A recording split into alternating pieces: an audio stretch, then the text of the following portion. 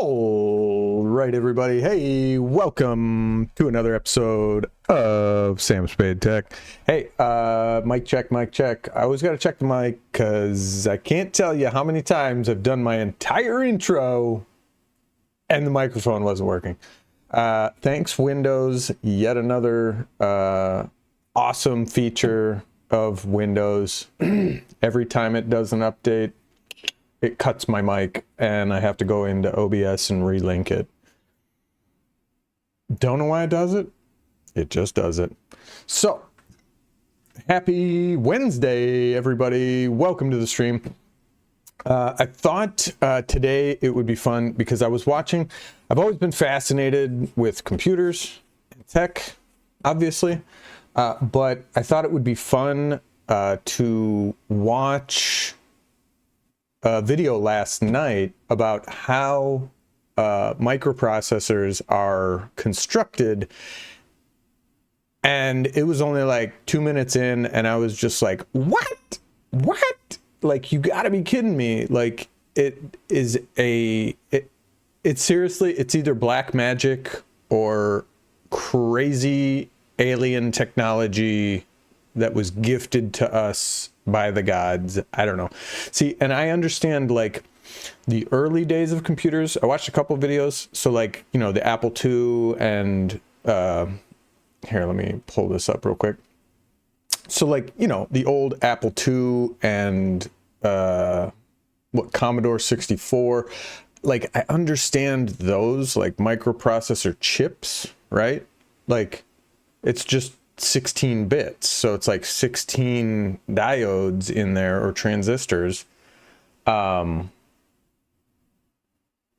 microchip, right? So like microchip, right? So like these I understand, like it's just a small chip. It's got like a couple processors in there, maybe 16, 32. So that's where you get the 32 bits, right?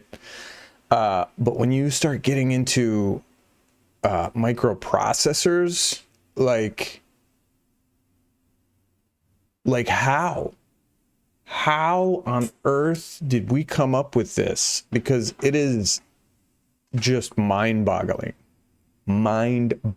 that we are able to do this. So that's what we're gonna watch. We're gonna watch that today and react to it. I think it'll be a lot of fun because like my mind was already blown last night just watching like 5 minutes of it. I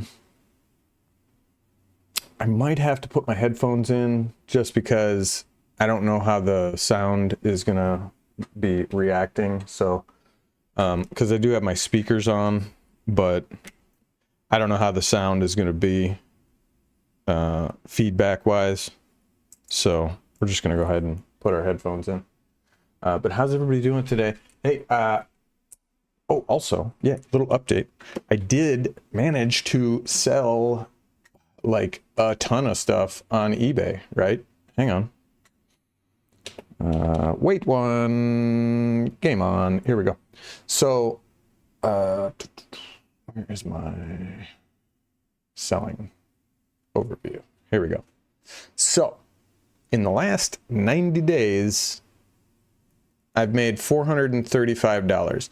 Now, that's a little deceptive, right? Because this is net, I think. Well, it says net total. So that's not including, yeah, it excludes any refunded, canceled, unpaid orders. It's like all the money that came in, not minus any shipping fees, any eBay fees, any taxes, all that stuff that they took out, right? So it's not a completely accurate total. Plus, it doesn't take into account my cost of goods, right? Because I purchased these laptops like secondhand. What up, Batrix? How you doing? Welcome in. Let me see. So, yeah. So I woke up like 2 days ago. This one sold, right? But for whatever reason, so literally right after I shipped it, I get an email from eBay saying, hey, whoever bought this, their account doesn't exist on eBay anymore.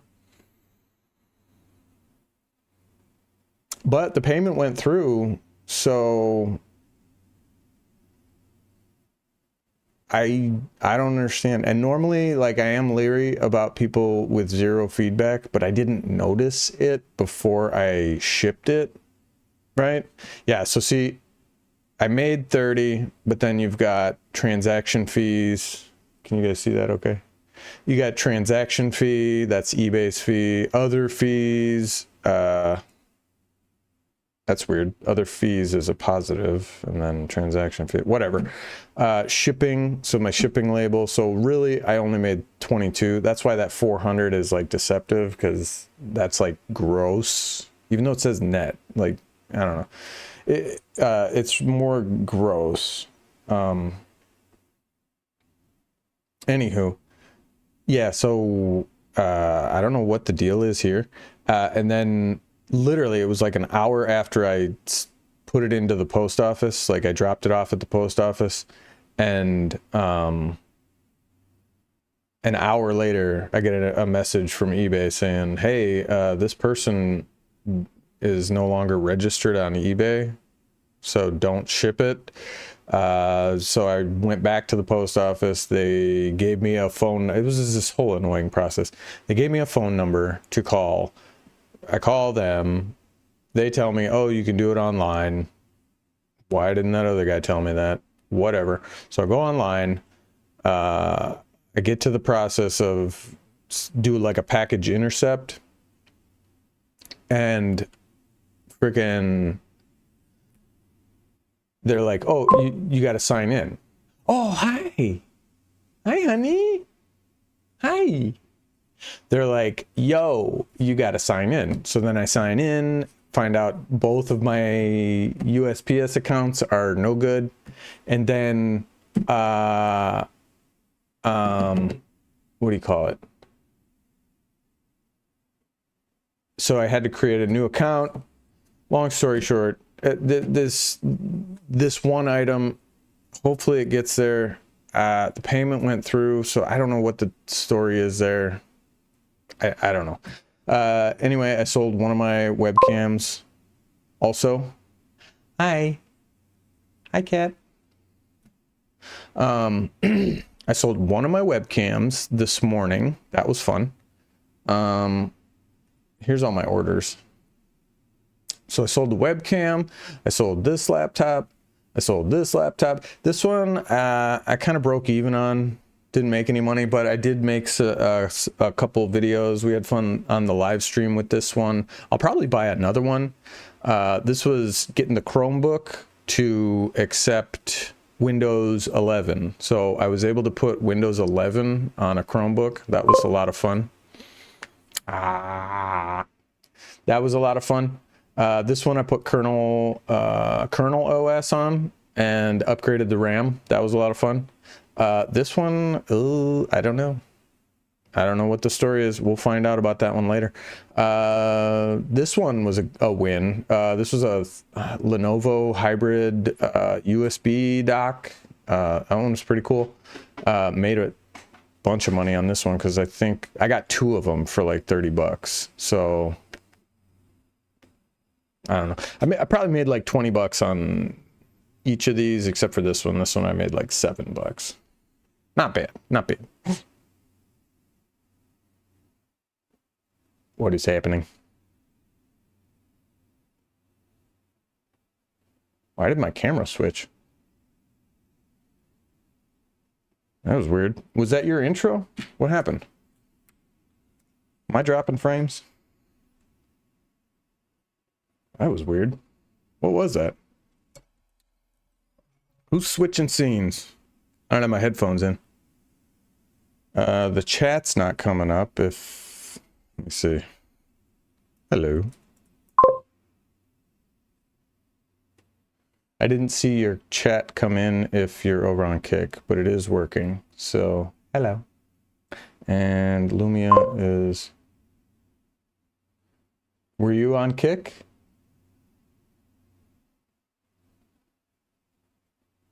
I don't know what just happened.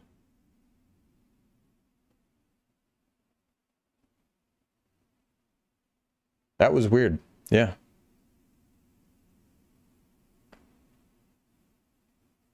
Oh, you did a twerk and it did not happen. Is that what happened? No? I see a twerk.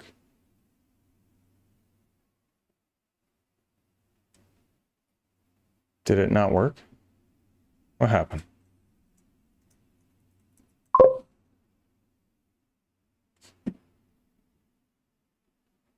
Yeah, it is. Why is it not working?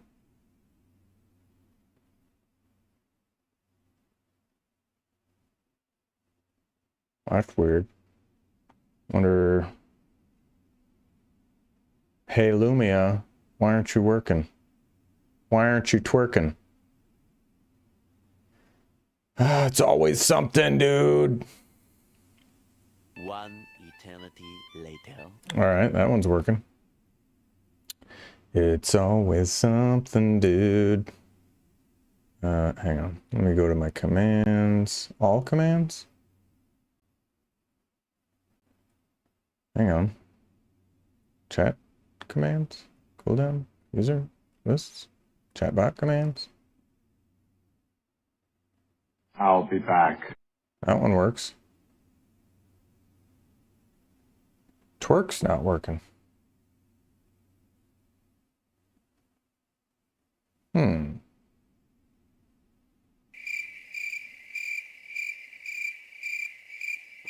Only thing I can imagine is the file got moved. Let me check. Someone moving my files around. No. Assets. Alert gifts.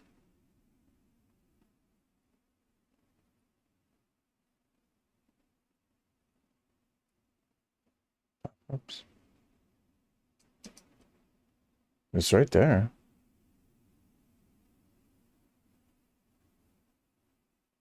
That's weird. Huh.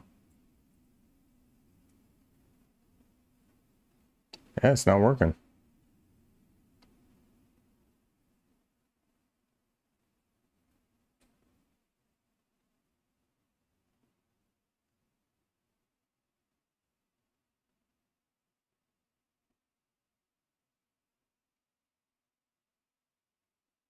Anywho.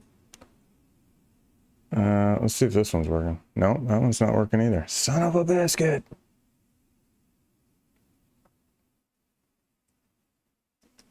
He's clear.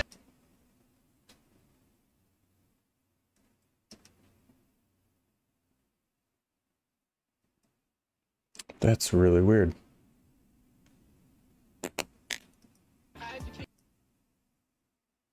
Well, I guess I'll have to relink all these, which is weird. I don't know why it's doing this. Anywho, no commands today, guys.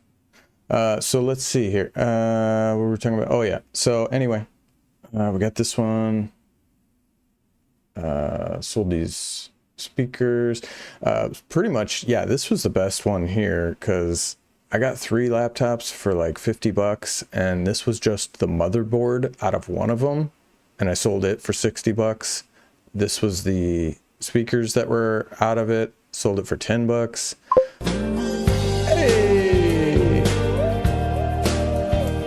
I don't know. See, the alerts are working. How you doing? Hey, Azaria.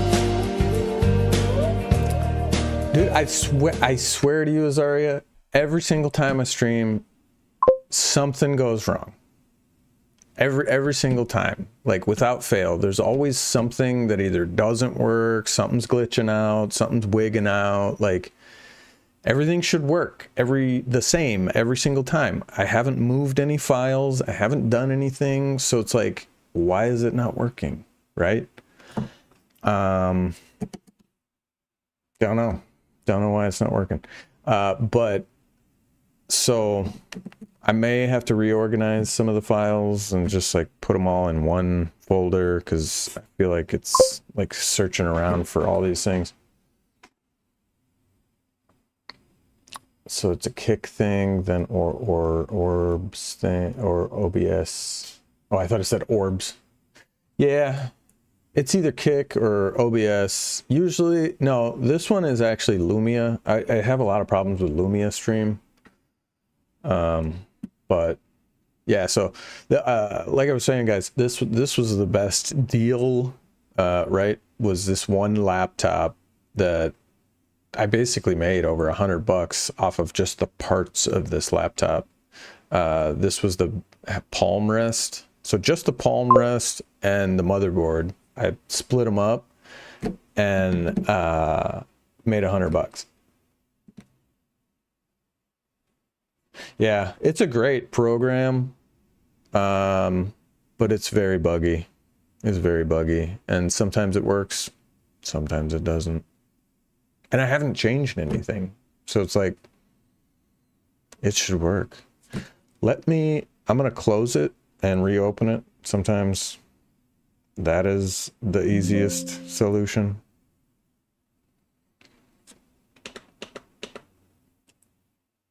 Sometimes that's just the easiest solution. It does have a update too, so that might be why. Yeah, bug fixes. Oh, fixed overlay alerts, fixed Twitch Git. Yeah, well, that could be the problem. Let's find out. Ready? Okay, so I unloaded it.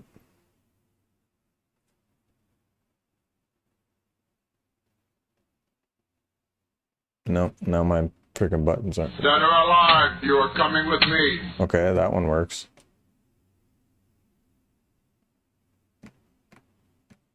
You know what it might be?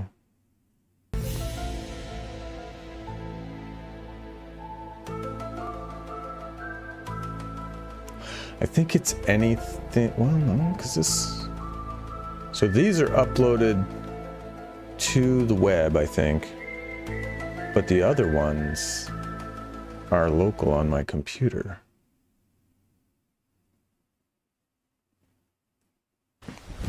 Emotional damage.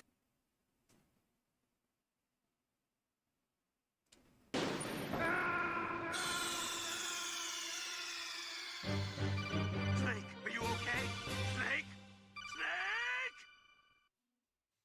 Snake?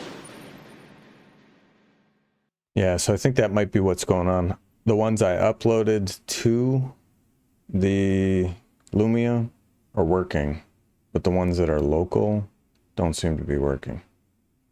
You would think it would be the opposite, but whatever. Anyway, how you doing, Azaria? Yeah, I was just going over my eBay stuff, but today I was gonna watch. We're gonna react to a video, rather. Oh, that's the other thing. So I've got the last laptop. Hang on. The last two laptops. I got two laptops left. This one, I was surprised. This is an old HP Mini from 2010, and it's got a ton of views and 8 people watching. So I actually increased the price. I accepted an offer from somebody, but they haven't paid yet. However, I may swap out the hard drive. Ooh, there she, hey, she's back.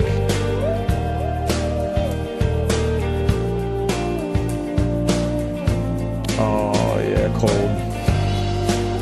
Has it been really cold up there? And you're in, where are you in? You're in London? No, I know, but since I closed Lumia and opened it back up, it played your entrance again. But that did not fix my problem. Oh, South Africa. Okay, I'm sorry. I know, because I get a lot of people from South Africa, and then I get a lot of people from Britain. Yeah, but normally it will only play it when you come in one time, and then, but since I closed it, Anybody who had an entrance, it just resets the clock, so to speak. But yeah, so this is one of the last laptops that I got left. And then I saw this guy he's selling the hard drive out of the laptop. So it's Windows 10 32-bit ready to go. It's not activated, so it doesn't have a Windows key on it necessarily. But so that's smart. So I might do that because I have another laptop, I have another laptop hard drive. It's like 700 gigabytes. So it will increase the value of this laptop, and then I can sell the laptop hard drive with it separate, just like this guy's doing. So it's for this particular laptop. You know, I can do what this guy's doing, which is pretty smart. Did I? I'm sorry. I was only on there for like a couple minutes. I didn't see you on there. I'm sorry, honey. I did not do it on purpose. I can tell you that much. And with the rugrat running around here, he tends to distract the out of me. So like, yeah, I'm sorry.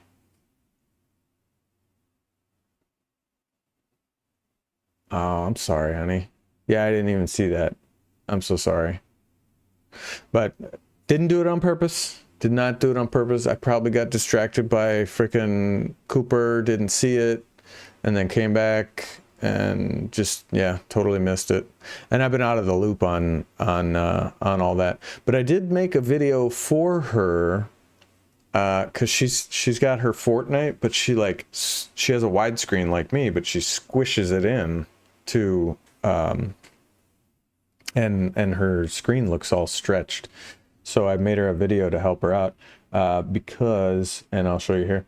So you can see this is my widescreen, and I actually have my vertical scenes over here on OBS,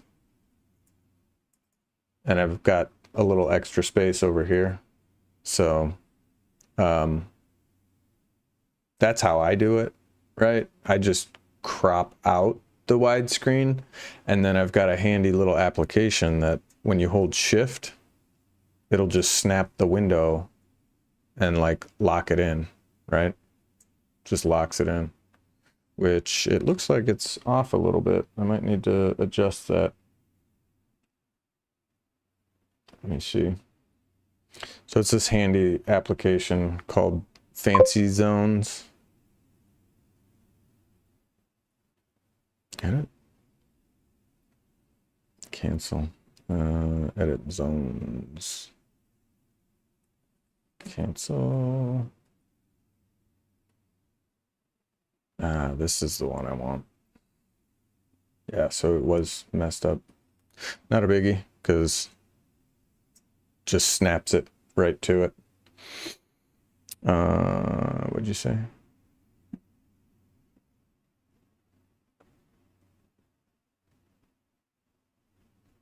Aw. Yeah, I haven't been in there either. But like I said, she like stretches her resolution. So I sent her a video about it to fix that problem. Yeah, so I might do like what this guy is doing with the hard drive on it. So we might do that later today. But for right now, I'm just gonna go through the rest of my eBay stuff, and then we're gonna react to the microprocessor black magic, because it is wild, guys. There we go. And we're back. So I also got a bunch of RAM for sale. So this laptop's for sale if anybody wants this. It's a cool little laptop. Came out in 2010, right? And it was like, they called them netbooks, and it's like a mini laptop. It only had 2 gigs of RAM and a 230 gig hard drive. I was messing around with Linux on it for a little bit. But then I installed Windows 64 on it.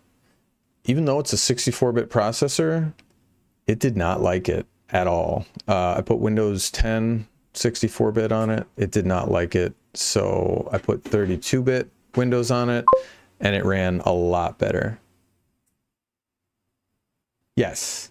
Yeah, this is one of the tiny ones. The other one was a Chromebook that I installed Windows 11 on. So it is a different one. I sold the Chromebook. I sold one of my other laptops. I'm probably gonna work on this one again. Put the 700 gig hard drive in here, and then reinstall 32-bit Windows on it. Because yeah, even though it's a 60, it said it was a 64-bit processor. Because see right here, it says 32-bit operating system with an x64 based processor. When I tried to install Windows 10 64-bit on it, it was running like absolute ass. So the 32-bit worked a lot better on this one. And we got all the drivers installed. So like I said, I might do that. Increase the hard drive capacity and add a little bit of extra value to it. And yeah, I just bumped it up to $50 because there's so much interest in it, which I was surprised about. Because it's from 2010. Yeah, you can buy an external number pad, I think. But let's see. So I got the RAM. Wait, I want the active. Selling active. Okay. And then I got this HP docking station, which is pretty cool. I would keep it, but I don't have a charger for it. But it's pretty cool. It's got all sorts of doodads. It's got 2 high-speed USBs, dual monitor. You could do either HDMI or DPI, and then 2 more high-speed USB. So 4 USBs, dual screen, Ethernet, and I think it has one more. Yeah, it's got a port up in the front. There's a port right here up in the front, but I don't have the power cord for it. It didn't come with the power cord. So, and I might reduce the price or try and find a power cord for it. But then the last laptop, and then just some other doodads that honestly don't have a lot of views. So I'll probably just end up pitching these, because if there's not a lot of interest, like, you know, this one has 0 views. I don't know why. I gotta rework something on it. But I guess just not a lot of interest in that. And then we got this HP laptop. This is actually a pretty nice laptop, but the battery just died on it, so I gotta get a new battery for it. It's 17-inch. Do I have a girlfriend? I do have a girlfriend. Do you have girlfriend? You have girlfriend? Do you have girlfriend? Do you have a girlfriend?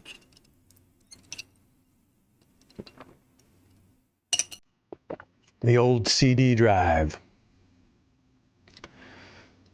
Whoa!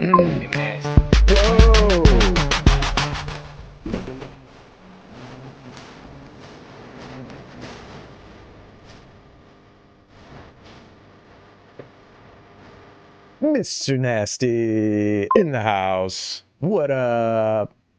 Hey, that lucky lady. Look out. Dropping champagne. Popping bottles. Popping on the bit. Make it nasty. How you doing, Mr. Nasty? Oh. Right down.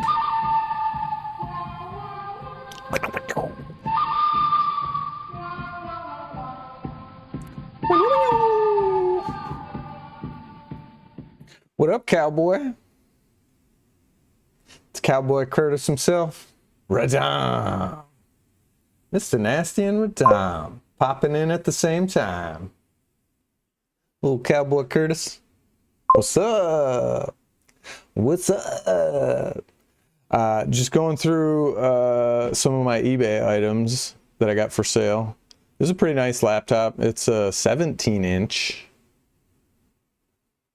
17-inch. That's what she said. It's pretty nice. a 17-inch screen on this mother. Decent keyboard, trackpad, CD drive. Remember those? Remember those? Yeah. HDMI, Ethernet, all the doodads. Does it have high speed? Ooh, there she is.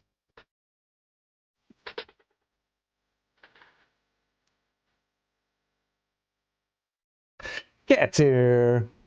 Hi, Cat. Do you have a girlfriend? You have girlfriend? You have girlfriend? What you been up to, Radam? Mr. Nasty? Cat? What's everybody up to? Let's go. Yeah, it says I got 3 people over on the YouTube, but I feel like I got more than that. I don't know, because I'm streaming vertical and I'm streaming horizontal.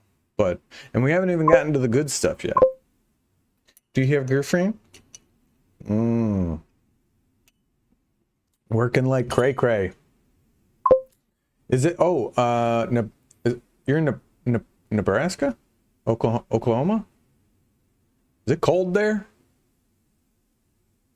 Is it Nebraska or Oklahoma?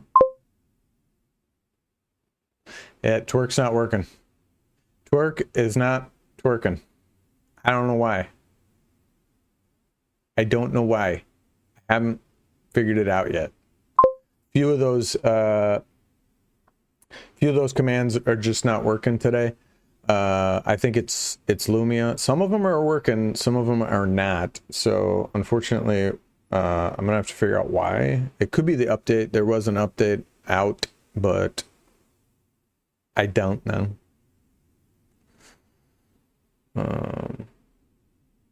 But yeah, Mr. Nasty, you still with us, bud? You got pickleball today? No pickleballs on Wednesdays. I remember you saying that. Something. What's my so yeah, no pickleball today. That's right, because it's Wednesday. Oh yeah, that's the thing about this one. The do you have girlfriend? Do you have girlfriend? Miss Nancy, you have girlfriend? You girlfriend? Somebody dismantled this entire laptop to replace the RAM, and they only put an extra 2 gigs in here. Oh, we might hop on Fortnite. Let's go. Yeah, I haven't played Fortnite. Well, I played the other day. I've just been jumping on to like do the no girlfriend. Oh, damn. Really? That's a shame. Damn. Make it nasty. Well, does she have girlfriend? Do you have girlfriend? Yeah, we need a video for that one. Now I'll figure out why they're not playing. Some of them are playing. We got this one. Dead or alive, you are coming with me. That one's working. You can RoboCop them hoes. Does she have girlfriend, Mr. Nancy? She have girlfriend? Yeah, so someone dismantled this freaking laptop to get to the RAM because HP in their infinite wisdom decided to not put a little fucking door right here, because the RAM is literally like right here. The RAM is like literally right here somewhere. It's like right there, but you can't get to it without taking the entire computer apart. Hey, it's Master H1P. What up, Master H1P? Welcome in. Welcome to the show, Master... Is it Master Hip? Maybe it's Master Hip. Dead or alive, you are coming with me. RoboCop. Love that movie. Haven't watched that one in a while. But yeah, so the RAM sits like right here, but you literally have to dismantle this whole thing. And so now it's got 6 gigs of RAM. However, RoboCop them hoes. Listen. or Robocock. Ooh, Robocock. Zarya, Jesus. Robocock. If they don't got girlfriend but have portable wieners. Oh my God, Azaria. What? That's funny. That's funny right there. Making me tear up a little bit. So listen, don't mix your RAM, because this has, so they dismantled the whole thing to install either a 4 gig stick or 2 gig stick. I'm not sure which one, but it's mixed matched RAM, so they don't jive together. And Windows only says it can use 5 gigs of RAM. So you did all that to only increase your RAM by 1 gig, and like, this thing takes 16 gigs. You're perfectly fine. You're in the right place. You're in the right place. Let's see if this one works. I don't like them putting chemicals in the water that turn the friggin' frogs gay. Do you understand that? Turn the friggin' frogs gay. Serious crap. Gay. Frogs, friggin' frogs. It's not funny. I'm gonna say it real slow for you. Gay. Frogs.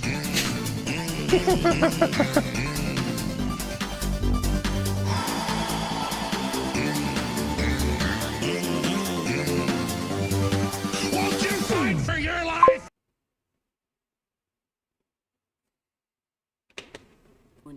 Why are you gay? Why should someone be gay? Doesn't that make you gay? So who is gay? Who is gay? Y'all nasty. Mr. Nasty. Mr. Nasty.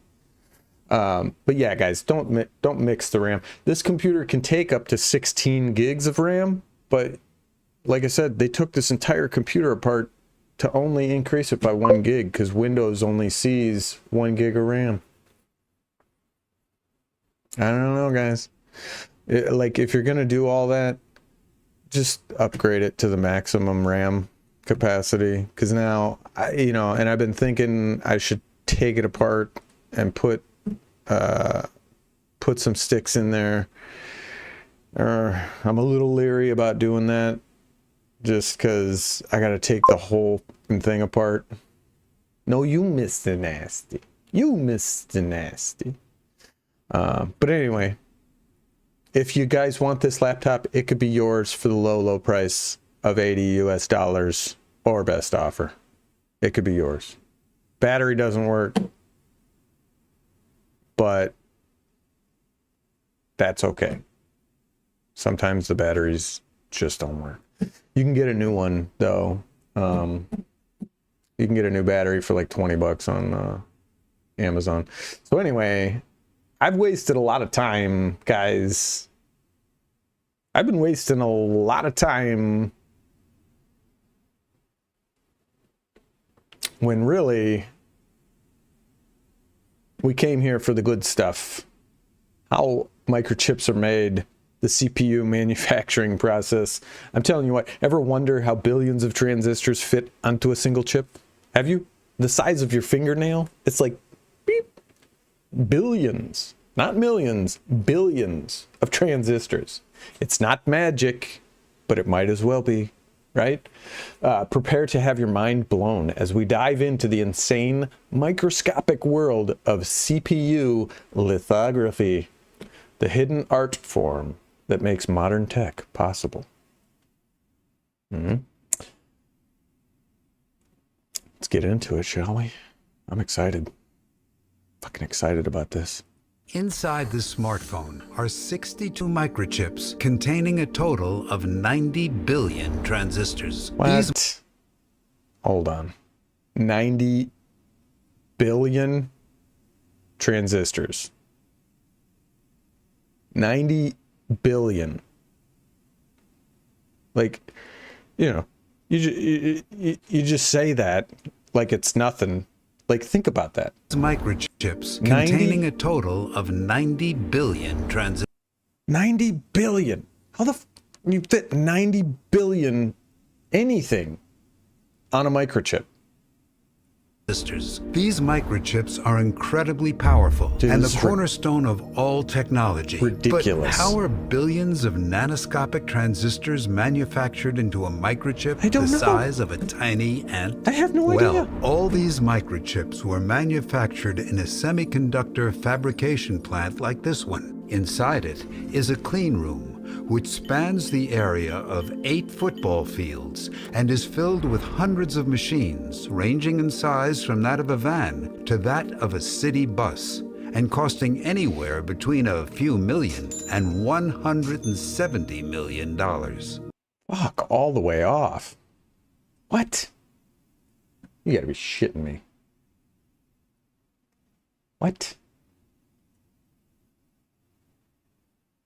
Within this microchip factory, silicon wafers travel from machine to machine and undergo around 1,000 processes over a 3-month period. And by the end of production, each silicon wafer will be covered in hundreds of CPU chips,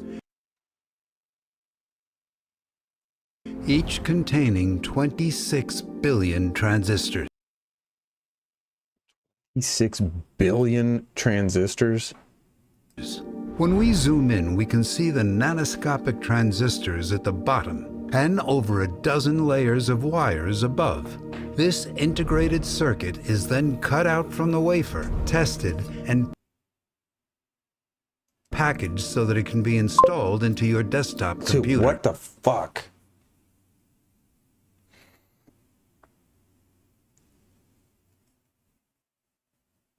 Yeah. Well, you know, you can kill cancer by fasting, I've heard. But it's fucking harder than it sounds. You really have to fast and like do a water fast and have like your electrolytes monitored and all this. And then it's just like you can ruin it all by just like popping a potato chip in your mouth and you're like, oh fuck, now I gotta start over. Because literally cancer cells feed off of everything that we're eating. So by fasting, you can literally kill any cancer just by fasting. But they don't want you to know that. In this video, we're going to explore the entire microchip manufacturing process.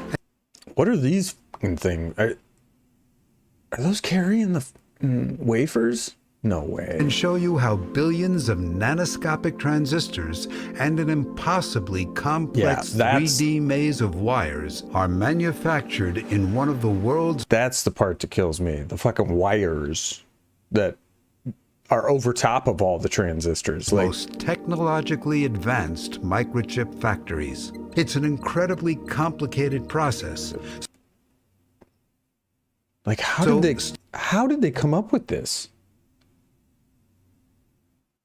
Like I said, I understand like microchips. Like you got like a 16 or 32 transistor deal, you know? That's no problem. How do you make billions of them?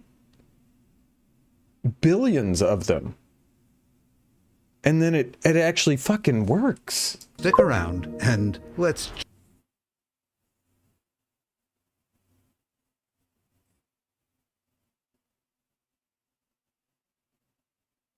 Yeah, well, you gotta have water. Those pods carry 25, 300. Yeah, that's what I thought. Those are carrying the wafers. This is insane, dude. Well, but that's the thing. It is true, but you know, you got to do your own research. And I'm not gonna, you know, say it is or it isn't, because I've never had cancer and I've never fasted, but you have to fast for like 40 days on water and monitor your electrolytes. And that's a long time. So I'm not talking like just a couple of days. Like we're talking 40 days of fasting. And it's very, very hard to do. That's why I was saying like it's almost impossible just to do that.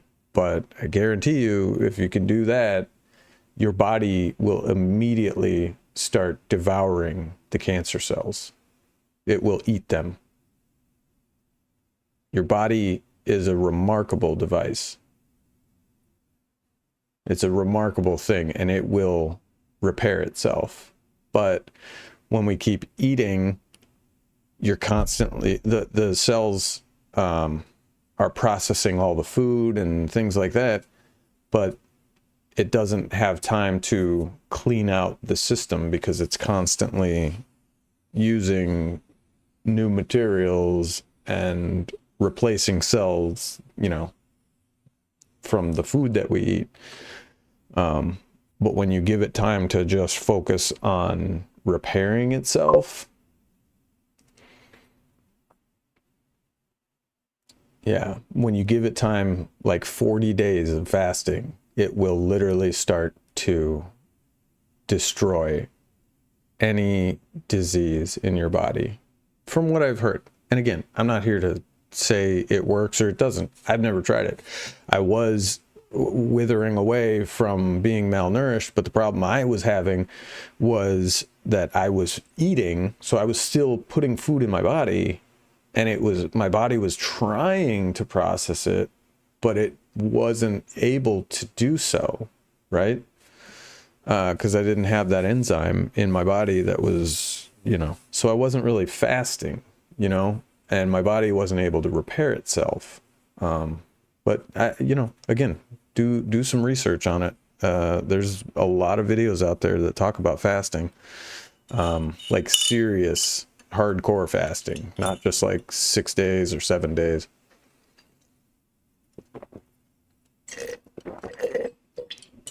But I want to Jump right in. what's next.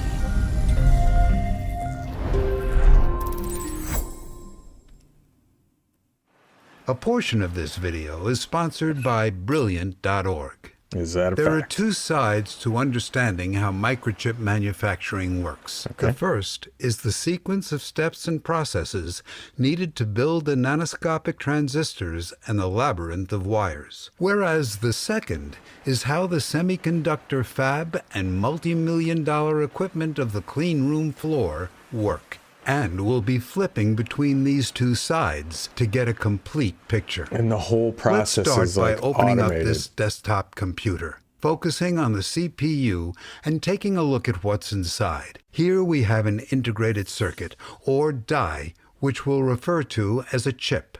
This chip has 24 cores, a memory controller, a graphics processor, and many other Fucking sections. phone. Look at all these.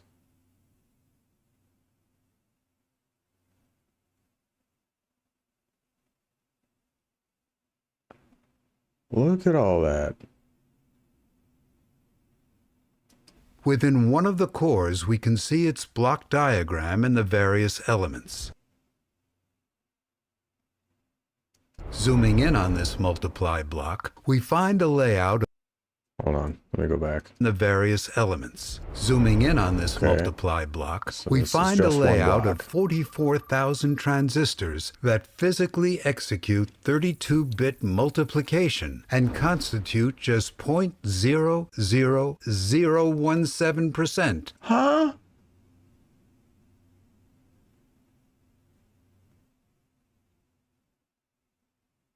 $44,000 transistors in that 0.00017% of this entire microchip.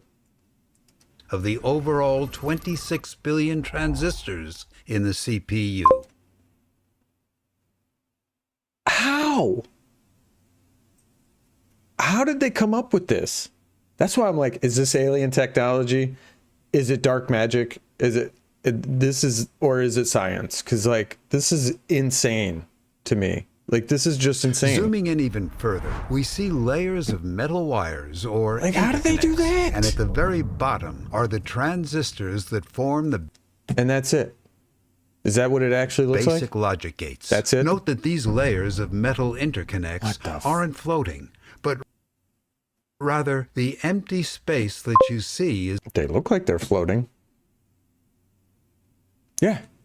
And they're, you know, that's why I was like, we you know, we take this for granted. Like, how amazing this is. And like, you know, they're just like, oh yeah, it's my smartphone or my, you know, my computer, da da da da. But like, do you actually know how it's made? Like, do you know what's actually going on here? Like, this is amazing. Is filled with insulating materials, thus providing structure and preventing the metal wire layers from touching. Furthermore, Like, and it's so precise. It has to be so precise because those wires cannot touch each other. here we're only showing the transistors at the bottom and 5 layers of metal interconnects, with vias traveling vertically between the layers.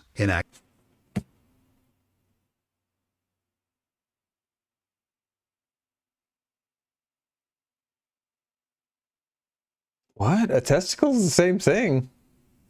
Like this? I mean...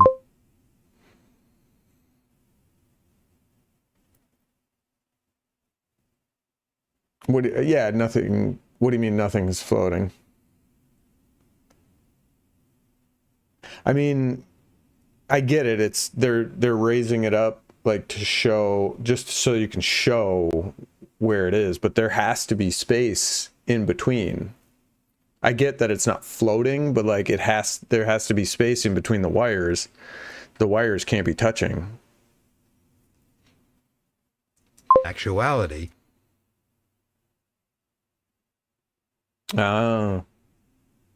There are a total of 17 metal layers of wires in the CPU. Yeah. And so 17 layers, and obviously they're not like floating. There's a substrate in between them, and they're not that far away from each other either, you know. Like it's much smaller than that, but like look at that. 17 layers of wires. each successive set of levels uses larger and larger interconnects. Oh. So it is larger and larger.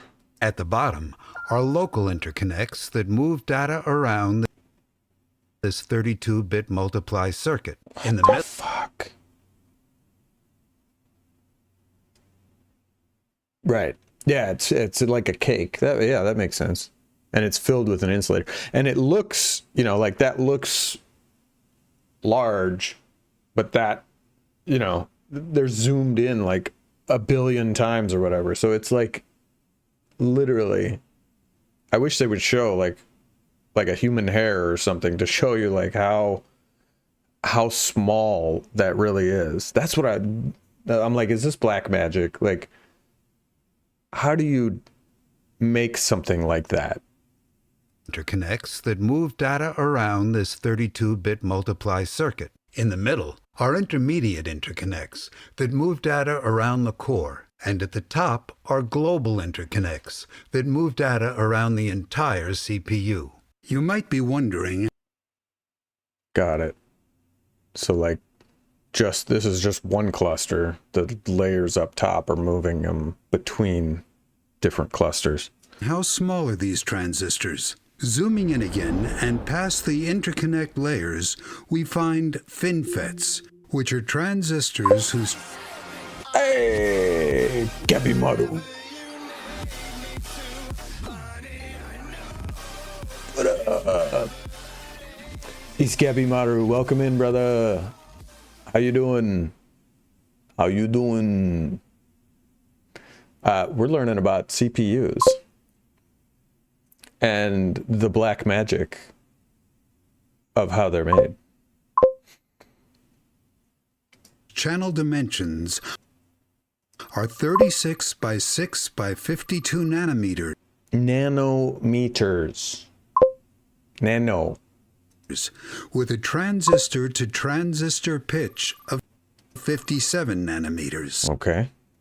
Clearly, the transistors are incredibly small. Here's a mitochondria, a dust particle. Oh, fuck off. And a human hair What for the size fuck all the way off. Are you kidding me? comparisons. Now that you have a sense How the fuck do you make that? of what the transistors and labyrinth of metal interconnects What? look like, let's explore how they're manufactured. We'll begin with an analogy. Imagine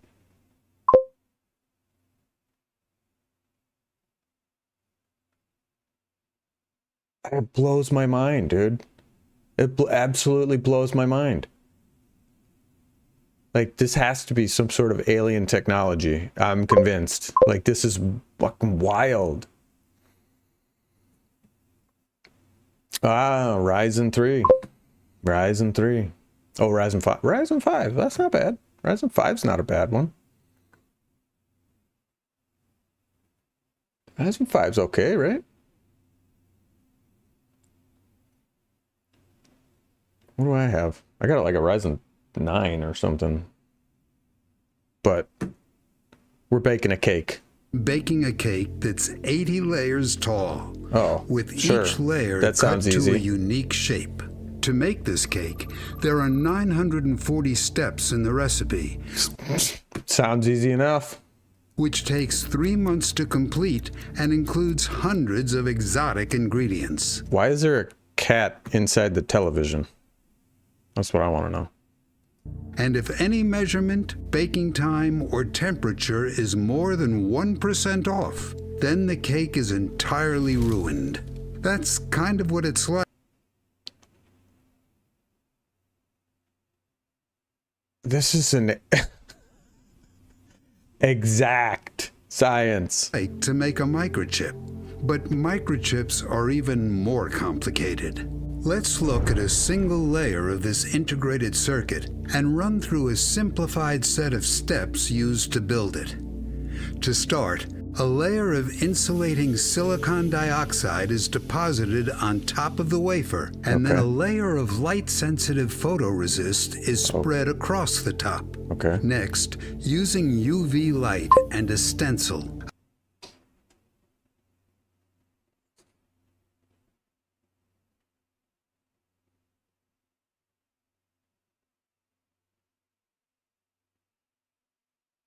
Oh, you got brokenhearted? No, dude. I'm sorry.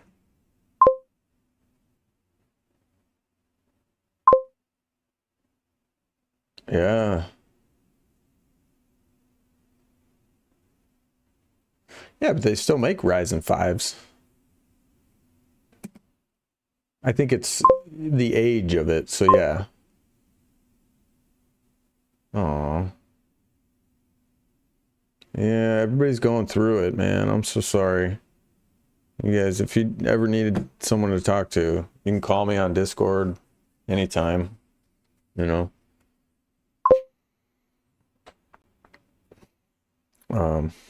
Yeah, it's just crazy, man. It's getting crazier out there.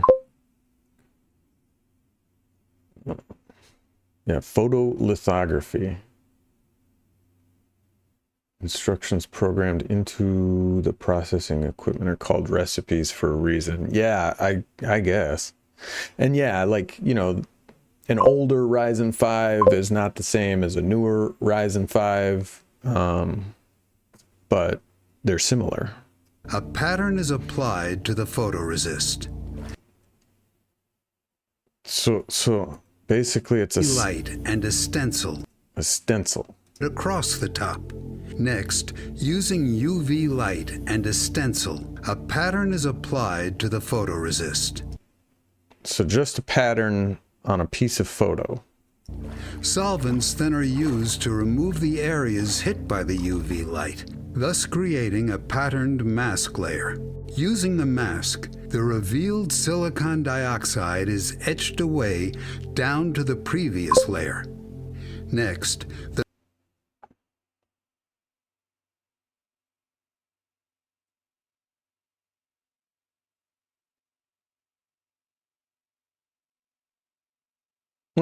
You got through it.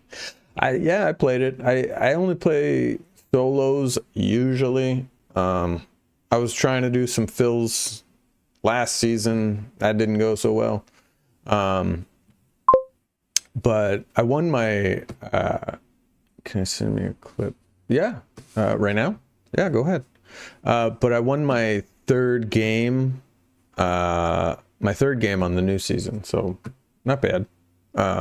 Got the victory umbrella or whatever. But it was good. I like it. I think it's pretty cool. It's fun, you know. I don't know how much I'm gonna play, but I like it.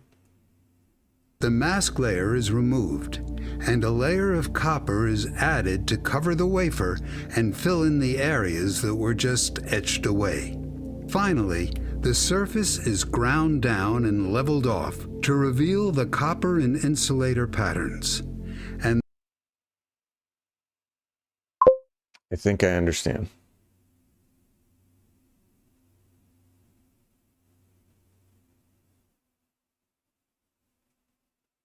You wanted to show me? Yeah. Yeah. and thus You want a to see it? single layer is completed. So that's in order- one layer using photolithography. That's one layer. And they're going, what, To build 90? the next layer, layers? which is a vertical set of metal vias, we repeat the same set of steps, but use a different pattern for the photomask. Since these layers are all built using the same set of steps, it's more effective to visualize the steps as a circle, like a clock. To build all the 80 layers of the Right. die, this sequence is repeated Right. over and over, and resulting over and in over. 940 steps. Jesus. Damascus copper. Nice. Do you make processors? You seem to know all about this, Julio. One important note is that the FinFET transistors at the bottom are even more complicated than the metal wires, and thus additional steps are needed to fabricate them. Furthermore,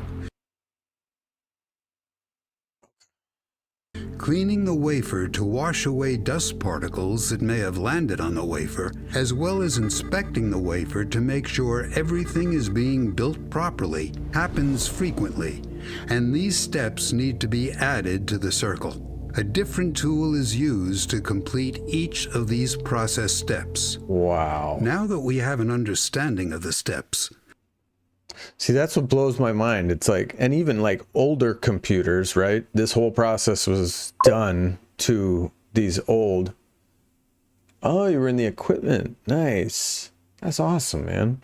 So yeah, like even older computers, right? And I'm buying them for like 3 for $30, right? And like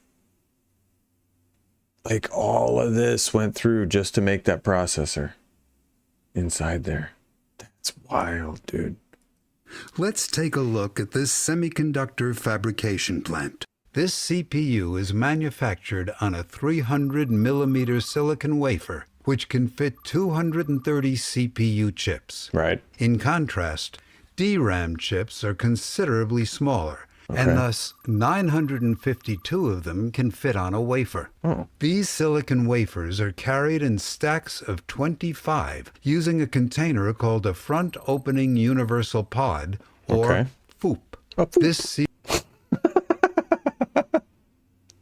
A FOUP. Or a FOUP. Oh, hold on, I want to see that again. These silicon wafers are carried in stacks of 25, 25. using a container called a front opening universal pod, A front opening universal pod or a FOUP. This sealed FOUP. plastic wafer carrier is transported around the clean room floor using an overhead transport system which lowers the FOUP onto the tool's landing pad. Lowers the Inside FOUP. I'm sorry, it lowers the FOUP. tool, robotic arms transport the wafer through vacuum load And the whole thing is fucking automated. The whole thing. locks and to different process chambers where materials are added, removed, or processed in ways that we'll explore later. The wafers are then returned to the FOUP, resealed inside, lifted up to the overhead transport system, and carried to and dropped onto the next tool, where the What next the step in the process is completed. To build the entire chip composed of 80 different layers, it takes 3 months of traveling from tool to tool, Wow. where at each stop, one of the 940 process steps is completed. Wow. In order to increase the microchip mass production capabilities of a semiconductor fabrication plant, or fab, typically there are dozens of the same semiconductor tools organized in rows that So Julio, you used to work on these? You used to, would you like repair them or build them or? Perform the same process. On the clean room floor, there are a total of 435 semiconductor tools, resulting in the fab's production capacity of 50,000 wafers or 11.5 million CPUs a month. What? Are we really making that many fucking CPUs? Every month? These tools have rather complicated names, so we'll start sure by they do. categorizing them according to their functionality. There are 6 groups: making the mask layer, adding material, removing material, modifying the material, cleaning the wafer, and finally, inspecting the wafer. Oh my God. All right. Let's take a break here for a second. So we got all the steps. You ran a couple. Oh, you ran the equipments. Wow. So did you have to wear like the whole clean get up, like the white suit and the mask and everything? That's pretty cool. Hang on. I'm going to check out, let's check out Gabby Maru's video real quick. His experience on Fortnite. Let's see. Do I even have, I don't even think I have Discord open. Let me come over here.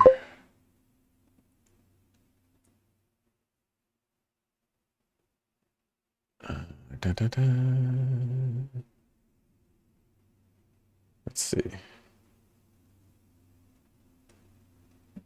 Let's go to the site. Oh, hang on. It's playing twice. All right. So here we go. Here we go. Take a quick break. This is Gabby Maru playing Fortnite. Let's pop it up. Make sure we got 1080p.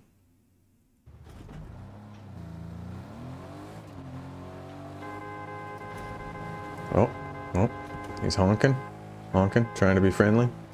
He's like, I'm friendly. Are you? Oh. You trying to be friendly?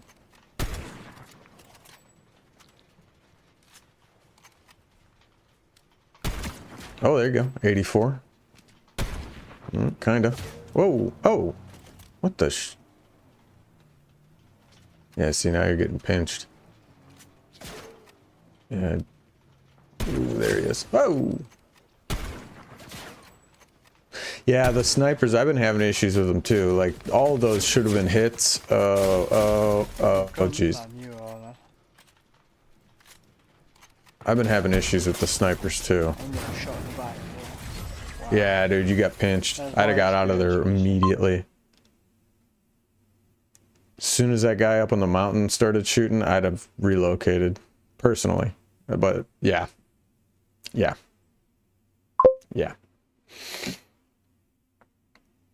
Yeah, the car blew up, too. Yeah, it's been a little glitchy.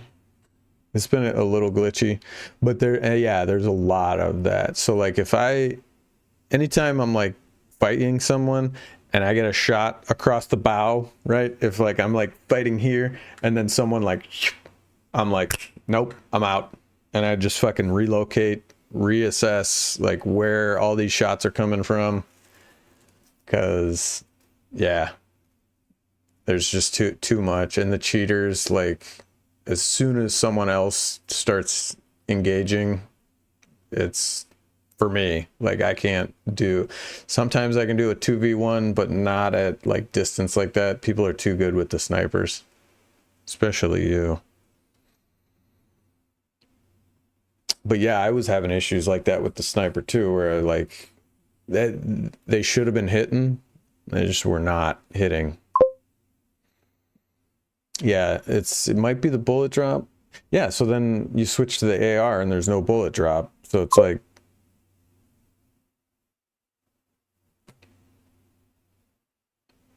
yeah, exactly. So you just switch over to the AR and then there's no bullet drop. So We've color-coded the different functional groups to the various tools and process steps to help you not get lost. Oh, thank you. Let's Thank you. next look at I'm each of already these lost. semiconductor tools and see how they process the wafer in various ways. Okay. We'll start with the ones that are used to make the mask layer, or the nanoscopic stencil on the wafer. These tools include the photoresist. Yeah, the snipers aren't bad. They're 198 headshot. Yeah. Yeah, and 89 to the body or something like that. Spin coater. I like the map. The map they did a really good job on, and the wingsuit is a lot of fun. I wish there was a way to boost the wingsuit, and there kind of is. You could do like a swoop maneuver, but then toward the end it just gets really slow. So I usually just drop down because it gets really slow. And it would be cool to be able to shoot from the wingsuit. I feel like that's something that could be doable. Photolithography tool, developer, and photoresist stripper. First, the photoresist spin coater applies a light-sensitive layer to the surface of the wafer and sends it through a soft bake, where the wafer is heated in order to evaporate the solvent from the photoresist. Next, the wafer goes to the lithography tool, which shines UV light through a stencil, which is technically called a photomask. A photomask, right. I understand masking. The light passes through the stencil and is then demagnified or shrunk down to produce a nanoscopic pattern on the wafer. Stop it. Wherever the light from the stencil touches the wafer, the photoresist is weakened. The wafer then goes to the developer, and the weakened photoresist is washed away. Okay. Okay, I understand. So it's essentially old school photography. That's all it is. It's old school photography, like developing negatives and using masks. That's wild, dude. What? Leaving only the patterned nanoscopic stencil on the wafer. The wafer is then sent through a hard bake to harden the remaining photoresist. Next, the wafer travels to other tools to undergo processing. And once these processes are completed, the wafer goes to a photoresist stripper, which uses solvents to dissolve and remove the photoresist mask layer. Right.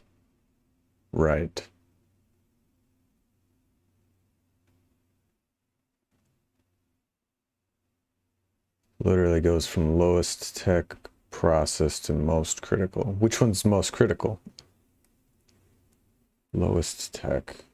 And that's how a mask layer is formed and then removed. The photolithography tool is one of the most important. So let's take a look at it. Yeah, hold on. I gotta take a break before this one. I gotta use the bathroom. I will be right back. This is I saw this on like a TikTok and I was like, what? So, take a quick break. I'll be right back.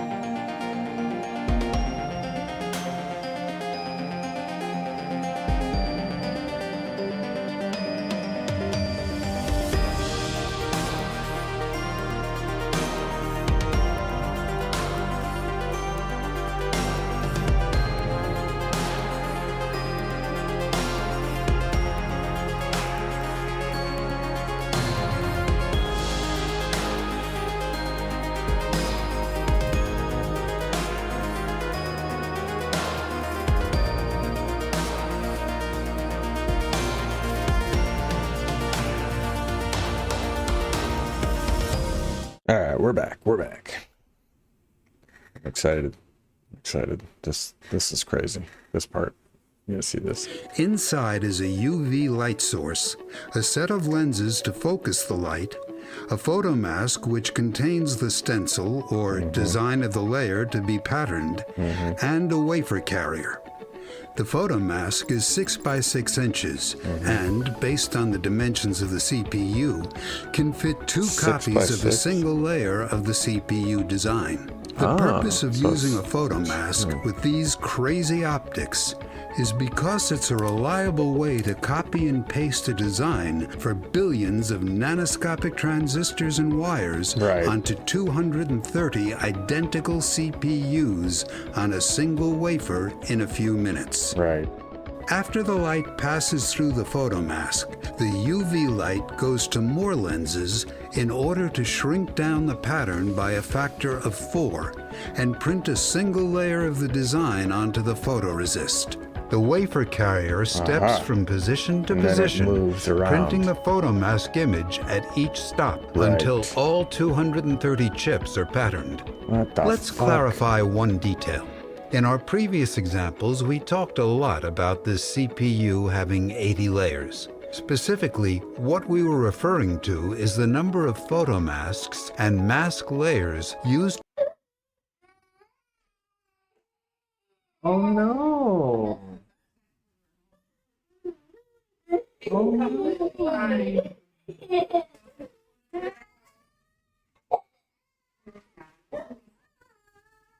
Oh no!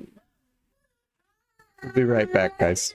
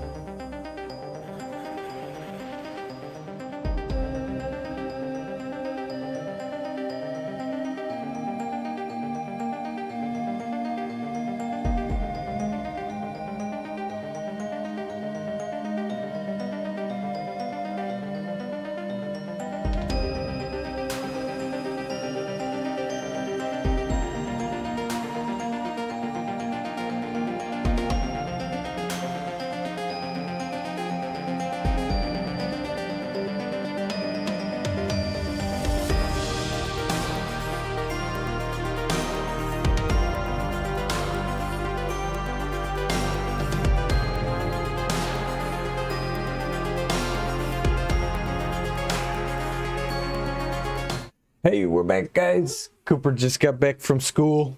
He's a little upset. Cat's here. And we got sushi. Oh. Sushi? Oh, sushi? Sushi. Oh. We got sushi, yo. We got some sushi.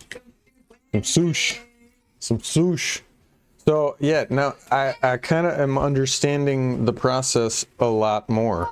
I get it. It is basically old school photography. Oh, okay. Litho is the most critical, and then spin coating is low tech. Okay. Spin coating. I guess I don't understand fully the spin coating. I don't think we got to that point yet, but I kind of understand it. Yeah, litho has to be the most critical. It's just like photography. Back in the day, yeah, the optics are insane. It has to be absolutely in focus. It's got to be completely precise. Like, I can imagine, because yeah, doing like old school photography, like when you're developing photo negatives, which is essentially exactly what it is. You're just doing a photo negative, but then you're applying metal and other elements to it. It's just like, so it's not as complex as I first thought it was, but it's still very, very, very complex, and I have no idea how they came up with this. Probably aliens. Yeah, I have a cup here. Probably aliens was my guess. You were looking around, I was like, for water. What's that? Water? Yeah. We got sushi. We got, what is this, spicy tuna? Or spicy, yeah, tuna? We got spicy tuna. We got spicy tuna. Hang on, I gotta get my headphones. I apologize for eating in front of y'all, but I'm hungry. I'm hungry. Ooh, Gabby Maru. Shaking them. Shake them if you got them. That's what I say. That's what I say. Shake them if you got them. I don't have them, so I won't be shaking them. Thank you, honey. Thank you. Water. Stay hydrated. All right. So yeah, it's not as complicated as I first thought, but still pretty sure it came from aliens. Almost positive. To create all the different layers Hang on. There we go. of patterns on the wafer. Therefore, one complete CPU chip uses 80 different photomasks, Right. each costing $300,000. Fuck off. With only one mask layer being patterned at a time. This $300,000 CPU chip What? Why would that cost $300,000 for a mask? What? Hang on. So each of these, oh my God, that is mind-boggling. Each of these cost $30,000, but it said that you could put 2 per chip or 2 per mask. So is it 30,000 for 2? They said you needed 80 of them, but really you would only need 40 because there's 2 on each thing. with only one mask layer being patterned at a time. Right. This CPU chip will undergo 80 separate visits to the Holy lithography shit. tool. We could spend another hour talking about photolithography. Yes, we could. But let's move on to the next category of tools. But I wanna keep talking Deposition about tools are used to photolithography. add or deposit material onto the wafer. Right. A lot of times we use the mask layer from the photolithography step to add materials to the areas uncovered by the mask layer, kind of like spray painting through a stencil. Right. Due to the wide range of elements and compounds used to create the layers, deposition tools have a wide range of variations with complicated names and acronyms for each variant.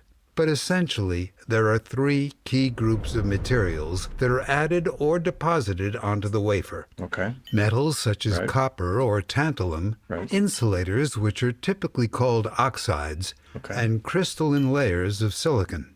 Each group of different materials uses different physics and chemistry principles to deposit the material on the wafer, and therefore has a different technical name for the tool that deposits the material. Deposition tools typically have a central wafer handling chamber, with the various chambers attached to the edges, each one dedicated to adding just a single element or compound. The next category of machines do the opposite, which is to remove material. There are 2 key methods. The first is etching. Etchers use either corrosive chemicals or high-energy plasmas to react with and remove materials from the surface of the wafer. They're typically used with the mask layer stencil in order to remove the material exposed by the mask, thus creating a hole that can be later filled by a deposition tool.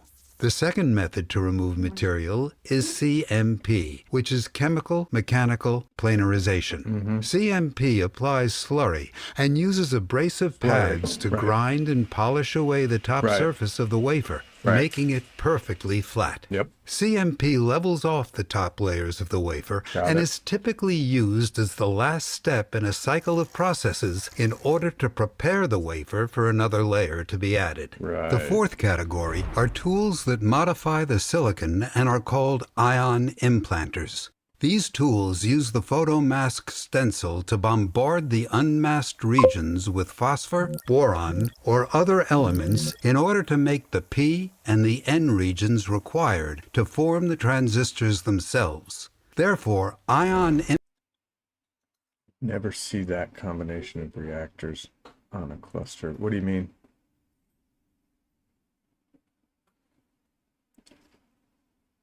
implanters are only used in the front end of line. You might think that this is When you're putting metals and stuff on it?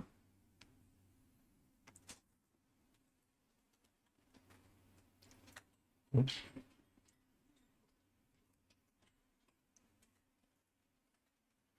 I'm talking about the, hang on, let me go back. It's etching the reactors. These? You talking about this thing?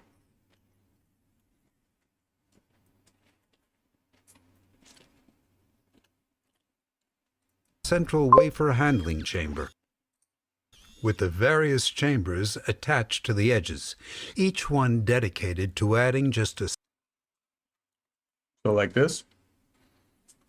You'd never see this, so it's probably reduced down to like 1 or 2 metals. And then it goes to a different machine, which has, yeah. Yeah, so you wouldn't see all of these because it would probably be very easy to cross-contaminate. I would think it would just do 1, maybe 2 materials at a time. Because all of those are conductive, I would think. So you don't want all those touching each other. I don't know. Single element or compound. The next category of machines do the opposite, which is to remove Oh, material. I think he said that. The next handling said- chamber, with the various chambers attached to the edges, each one dedicated to adding just a single element or compound. The next did say that. category of machines do the opposite, which is to remove material. Grinding There stuff are down. materials that can be later MP, which is chemical mechanical planarization. CMP applies slurry and uses abrasive pads to grind and polish away the top surface of the wafer, making it perfectly flat. CMP levels off the top layers of the wafer and is typically used as the last step in a cycle of processes in order to prepare the wafer for another And then layer to be added. rinse The fourth and category repeat. are tools that modify the Literally, silicon rinse, and are called wash it ion off. implanters. These tools use the photomask stencil to bombard the unmasked regions with phosphor, boron, or other elements in order to make the P and the N regions required to form the transistors themselves. Therefore, ion implanters are only used in the front end of line. You might think that this is adding material. However, ion implanters only add around 1 atom of phosphor or boron for every 10,000 atoms of silicon. Additionally, while other machines spray paint a layer on top of the wafer, ion implanters hurl atoms deep into the silicon lattice, kind of like a cannon launching a baseball 6 feet into a concrete wall. This process typically damages the silicon lattice, which is why the following step purpose? is to repair the silicon by heating the wafer using a separate tool called an annealer. The fifth category of tools Why are would they used to do that? clean and remove any contaminants or particles from the wafer. Mm-hmm. These wafer washers use ultra-pure water to clean the wafer and then dry it with nitrogen or hot isopropyl alcohol. Cleaning the wafer happens rather frequently in order to remove any stray particles that may have fallen onto the wafer. And finally, sixth are tools that inspect the transistors and metal layers for defects and are called metrology tools. Okay. A common metrology tool uses a scanning electron microscope with nanometer level resolution to take pictures of the top surface of the wafer and determine if there are defects such as improperly patterned layers or Right. particles on the surface. When fabricating an integrated circuit that takes 3 months to complete, it's important to repeatedly monitor the progress inspect. and make sure that Right. each of the processes is being executed Right. with nanometer level precision. Right. Cat Spade. Subscribe for 15 game. months. Hooray! You're not ready for it. Thank you, Cat.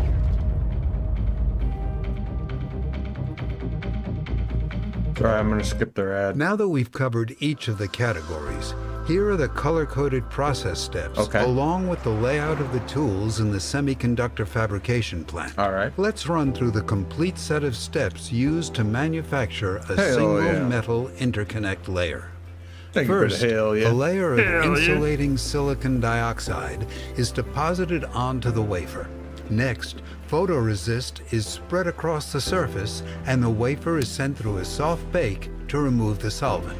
The wafer then travels to the photolithography tool, where the design from the photomask is transferred to each of the chips on the wafer by weakening the areas of photoresist hit by the light. The wafer next goes to the developer to wash away the sections that were hit by the light from the lithography tool, and then through a hard bake to harden the remaining photoresist. With the mask layer built, the wafer goes to an etching tool, where a plasma etcher removes a vertical column through the exposed silicon dioxide until it reaches the previous layer's metal vias. Next, the wafer is sent to a photoresist stripper, where the mask layer is removed. The wafer then travels to a physical vapor deposition tool, where a sequence of metals fills in the exposed pattern and coats the wafer in metal.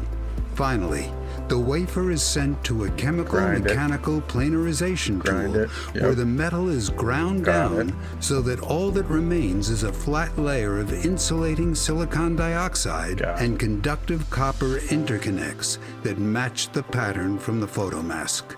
A single metal layer is now completed, and the wafer is ready for the next cycle to begin, where insulating silicon dioxide in the vias will be added. Design something like this. Note that cleaning and wafer metrology or inspection steps occur in between many of these other steps. Furthermore, the process steps to make the transistor. These people are way too smart for their own good. Like, who the fuck? Who came up with this?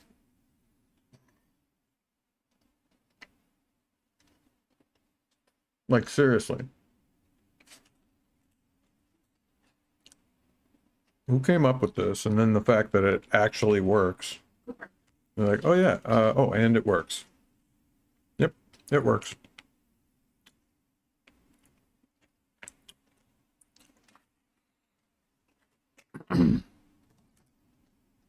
Wow. Simply amazing.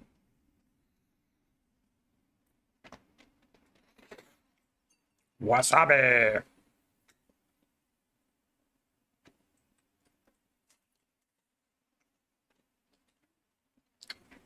It's not letting me comment. It's not letting me comment. You can't comment? Why not? Yo. Come on, go. Hey, what's up? He wants Can my I stuff. get ginger? are less straightforward and utilize the ion implanter, and thus we'll cover them in a separate video on transistor physics and design. These steps are for building the integrated circuit on the wafer. However, there are additional steps in manufacturing a microchip, which we'll explore in a little bit.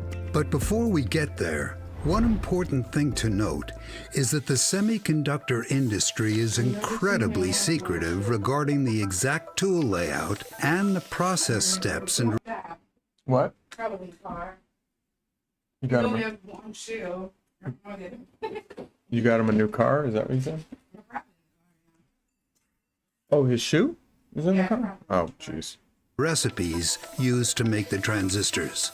We wanted to make the best video on how microchips are made, and it took us 180 hours of scouring the internet and textbooks for information and reference images. And, using what we found, we spent 205 hours modeling each of these tools, the many layers of the integrated circuit, and the semiconductor fab.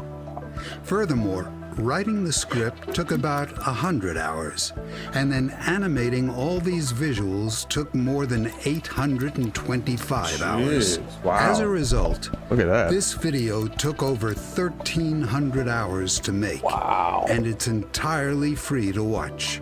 We want to make more videos like this one, where we explore computer architecture and how transistors work, and we can't do it without your help. The best way you can help is by taking a few seconds to scroll down, write a comment below, like this video, there you go. Subscribe if you haven't already, and then share this video on social media or send it to a friend or colleague. It's that simple. Truly, Takes 25 just seconds a few to comment. seconds of your time 2 seconds helps for a thumbs far up. more than you think. That's crazy. Additionally, We have a Patreon page What's it do? where we'll be releasing behind-the-scenes footage of our work and updates for upcoming videos. If you find what we Aliens. do It is useful, aliens. we would appreciate any support. Thank you. So then, You're what are welcome. the additional Let's give 'em a steps like. in manufacturing a microchip? Before chip manufacturing at the fab, we first have to manufacture the silicon wafers by Ah, the refining silicon quartzite into wafers. pure silicon. Let's and do it. then growing a monocrystalline ingot and cutting it into wafers. Yeah, sounds For easy reference, enough. These 300 millimeter wafers are around 3/4 of a millimeter thick. They have a barcode on the side and a small notch in them to indicate the direction of the crystal lattice. Furthermore, these wafers are incredibly delicate and shatter into hundreds of shards when broken. A single wafer costs around $100, but after being populated with CPUs, it's worth closer to $100,000, Wow. making it quite literally 10 times more valuable than its weight in gold. Moving on to the steps after chip manufacturing. The completed wafer is sent to a separate building where each of the CPUs undergoes rigorous testing to figure out if it works as intended. If a CPU works, that's great. But frequently, a particle or photomass defect has damaged a section of the integrated circuit, rendering that section defective. Right. These semi-functional circuits are then categorized or Right. binned See? based on That's why. That's why you get the i7s, i9s, i3s, i5s. So basically, the i3s are the most defective, the i5s are less defective, and so on. That one didn't even make the cut. There's so much trash on that one. You don't want that one. what still works. These Intel 13th gen processors Boom. So that's why you want the higher numbers, because they're the most perfect chips. are sold as an i9, i7, i5, or i3, depending on how many cores are functional with different product lines. Correct. So see, some of the cores function, some don't, because they're defective. Of CPUs whose That I did onboard know. That I did know. integrated graphics sections are defective. These wafers are transported to another building So it's like, even though they're defective, they still function, and they're still going to sell them. They're still going to sell them to you. where the chips are cut out using a laser, flipped over, and placed on an interposer, which distributes the connection points to a printed circuit board, Right. while a protective heat-conductive cover is placed on the back side. The printed circuit board holds the landing grid array that interfaces with the motherboard, as well as various electrical components. Next, an integrated heat spreader is mounted on top, and the entire assembly is tested one last time before being packaged for sale. Wow. Finally, the CPU is now ready to be mounted onto the motherboard and installed into your desktop computer. It's important to understand that chip manufacturing requires an incredible amount of science and engineering, and there's a free and easy way to learn the basic principles inside each of these complex tools. And that's with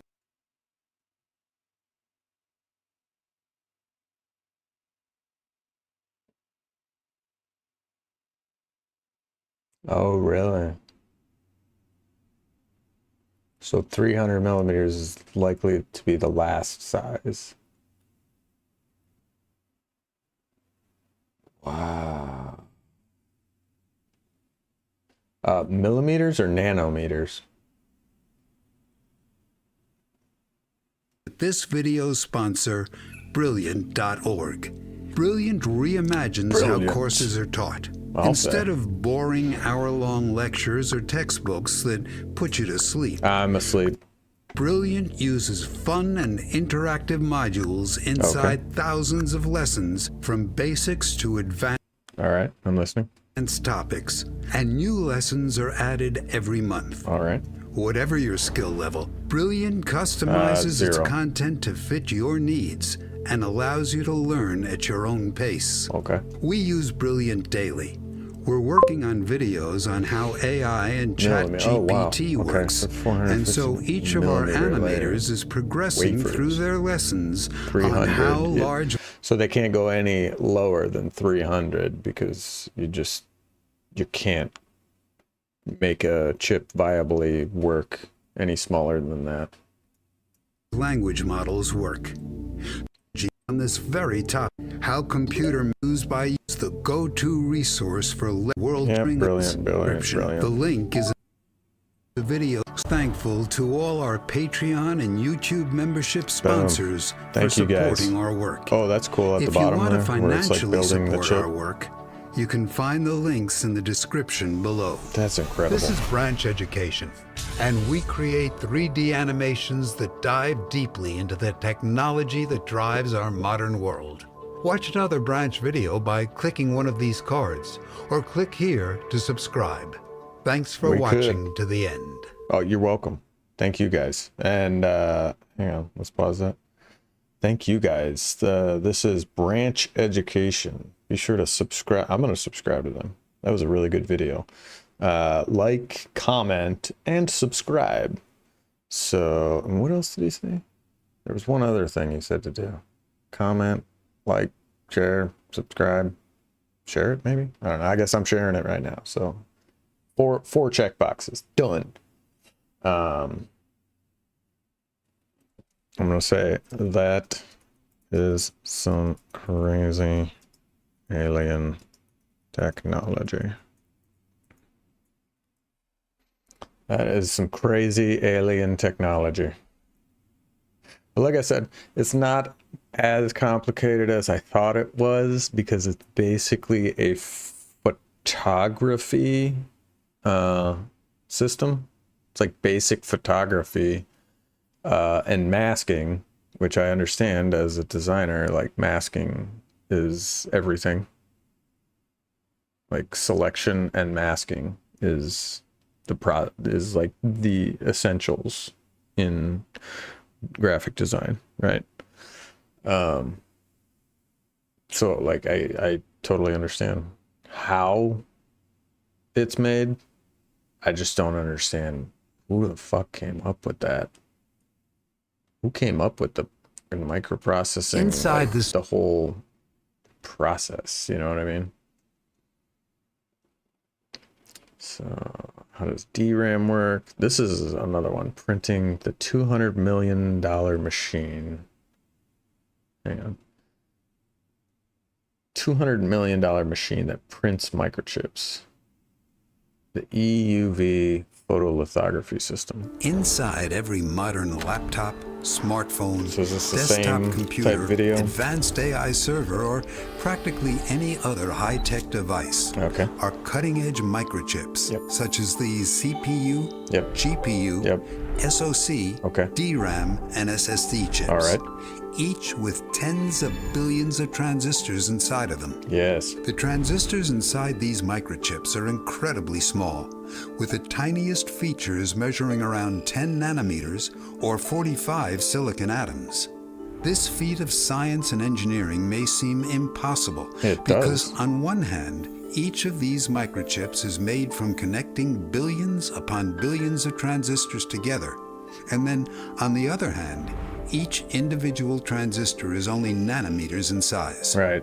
Additionally, these microchips are everywhere and in everything. Right. And therefore, they must be reliably mass-produced. So, how is manufacturing such a microchip even possible?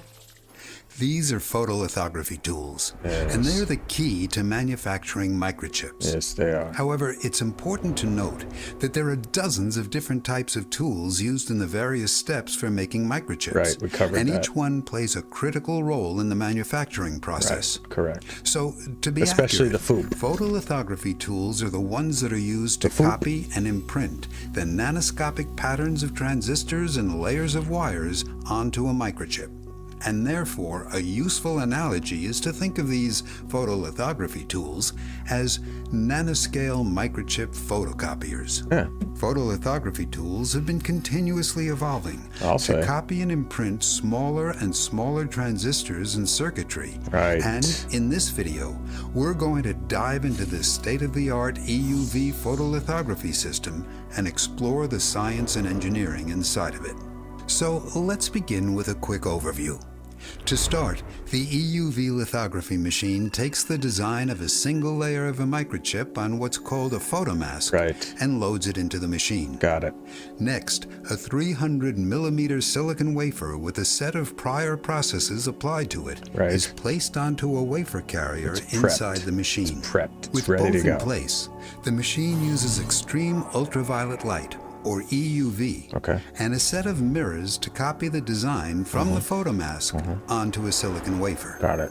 The wafer moves to the next position, and the microchip design is copied yet again. This copying happens over and over until the Fast. wafer is filled with 100 or Fast. Look more at how- microchips. That's probably and then not a even new the right wafer speed. comes in, and the copying starts over. So fast. This is the real-time speed of the lithography That's the machine, real taking oh. about 18 seconds to duplicate the same microchip design around 100 times across the entire area of a 300 millimeter wafer. Let's take a look at one of these microchips and see what 18 seconds it takes to do that? To make like 200 with just one layer. With 200 and some odd chips. How many chips? taking about 18 seconds to duplicate the same microchip design around 100 times 100 across the times. entire area of a 300 millimeter wafer. Let's take a look at one of these microchips and see what exactly we're copying. They're not wasting any time, Inside are they? this microchip are approximately 30 billion transistors. Fuck off. And if you were wondering, it's the design of a GPU or graphics processing unit found in the center of a graphics card. When we zoom into a nanoscopic view of this microchip, we find a 3D maze of transistors and layers upon layers of wires with the smallest dimensions of the Bro. bottommost layers measuring around 10 nanometers or around 45 silicon atoms. Specifically, the EUV photolithography system typically patterns the lower layers with the smallest features, whereas other photolithography tools are used to pattern the higher layers. It might be difficult to fully grasp the level of detail and Yeah. complexity inside a Yeah. single layer of It is. billions of nanoscopic transistors. It very So much let's is. use My a brain thought hurts. experiment and pretend that instead of copying transistors and wires, this EUV photolithography Yeah, the mask making process itself is surprisingly complex. They have to be tweaked to get the desired pattern on the chip. I bet. And it's got to be in focus. You don't want to be out of focus. Because you're dealing with photography, essentially. And each one of those lenses has to be in focus to print on the chip correctly. system is used to copy the text from a book. Oh, stop it. If the width of each line of a letter is 13 nanometers, then the word cat would take up around 155 by 240 nanometers. Huh? Oh, he's sleeping? Was he grumpy? Oh. I went to go put him down and he was like, "Ee." He made that noise like he was about to start crying, and then I put him down and he immediately closed his eyes. I was like, Oh. That's a grumpy baby. and, That's a grumpy baby. That was wild. So I'm not fully sure what they're doing here. They're just talking about the length of a word. I'm going to rewind this because I missed something. I think I was talking. Experiment and pretend that instead of copying transistors and wires, Okay. this EUV photolithography system is used to copy the text from a book. Okay. If the width of each line of a letter is 13 nanometers, then the word cat would take up around 155 by 240 nanometers. Okay. A page of text would be about the size of a red blood cell. What? And a chapter of a book would be a grain of pollen. When we zoom out to see the equivalent area of a GPU chip, How many pages of text do you think we could fit using these nanoscopic letters? Well, we could print all billions. 7 Harry Potter books, plus every book written by Stephen King, Oh, stop the it. entirety of the text from the English Wikipedia, and still have enough space to fit every single book from your local public library. Stop it. There's an unbelievable quantity of nanoscopic lines and details that can fit into the area of a microchip. And it's all photocopied by this EUV lithography system in less than a second. It's no exaggeration to say that every piece of modern technology that you use is made possible by this machine, and in this video, we're going to explore the key modules inside it and see how they work. It's fucking magic. So let's jump It's right black in. magic is what it is.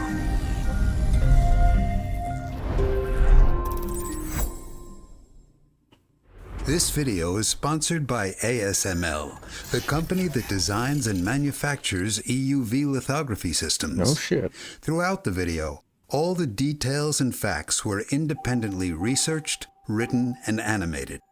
Additionally, some aspects are simplified, and due to the proprietary knowledge and confidentiality around EUV lithography, some of the details we present thank are you for the approximated subscription, or Mohammed. modified. Appreciate you. Before we open up and Thank you for explore this subscribing. EUV system, let's first spend a few minutes discussing microchip manufacturing and semiconductor fabrication plants, or fabs for short, and the Test. exact role of this machine. You're testing? Inside our example fab are hundreds of machines, of which a couple I knew dozen. it. All right. I gotta rewind a little bit. Sorry. Before we open up and explore this EUV system, All right. let's first spend a few minutes discussing microchip manufacturing and semiconductor fabrication plants, Okay. or fabs for short, and the exact role of this machine. All right. Inside our example fab are hundreds of machines, of which a couple dozen or so are the EUV lithography machines we've been discussing.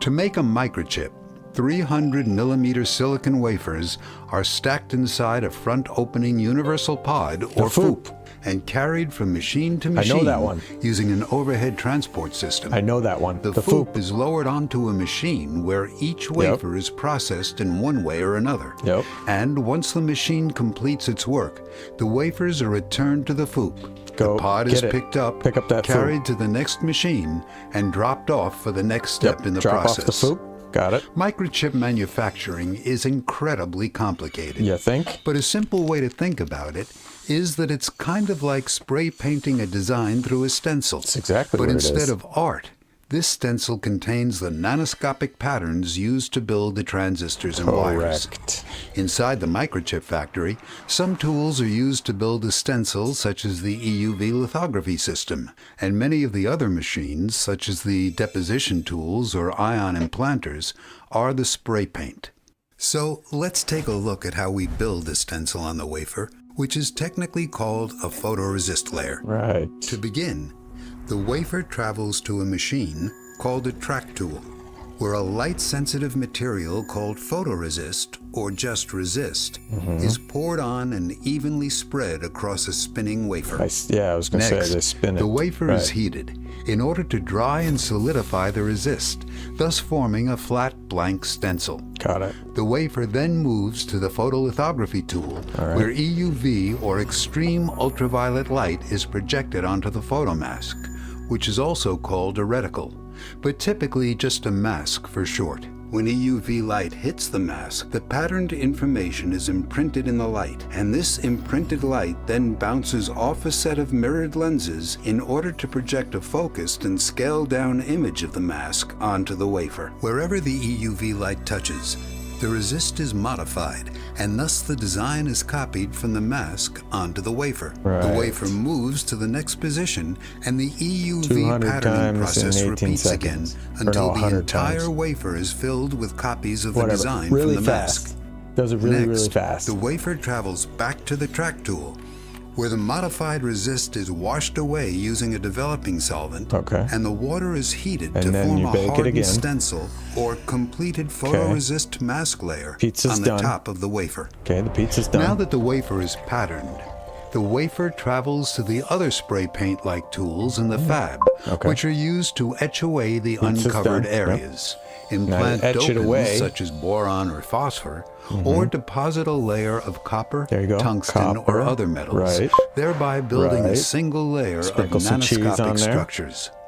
Note that there are additional process steps that we're not going to get into. We're not getting into those. Now that we have a basic understanding of how the stencil and spray paint-like processes form a single layer, let's zoom into a nanoscopic view inside a microchip, where we can see how the transistors and wires are incredibly complicated three-dimensional structures. Each of these layers are built one after the other, starting with the transistors at the bottom, moving up to the small wires, and then wider and wider metal layers further up. In essence, to build a complete microchip, the stencil and spray paint process is repeated over and over each time, building only a single layer. 80 and therefore, or more times. It's more effective to visualize these processes as a loop, where a single pass of the loop forms one layer using a single mask design in the lithography tool. And then another layer is built using an entirely different mask loaded in the machine. To complete a GPU chip like this one, the series of process steps, or loops, is repeated around 80 times, resulting in around 1,000 individual process steps and taking 4 or so months to complete. Let's go back to the nanoscopic view of the microchip. Here we can see that the lower layers are incredibly tiny, and 13 nanometer EUV light is used to build the pattern for these layers. However, the upper wires are substantially larger and are patterned using an entirely different machine called a DUV, or Deep Ultraviolet Photolithography System, which is also built by ASML and uses a deep ultraviolet wavelength of light. DUV lithography tools were introduced in the 2000s and are still incredibly advanced machines. Because DUV tools typically cost less than EUV machines, it uses a drop of water between the lens and microchip. Really? So I was correct with the lenses and mirrors having to be in focus, and because they're shrinking it down too. A drop of water, immersion lithography. It's interesting.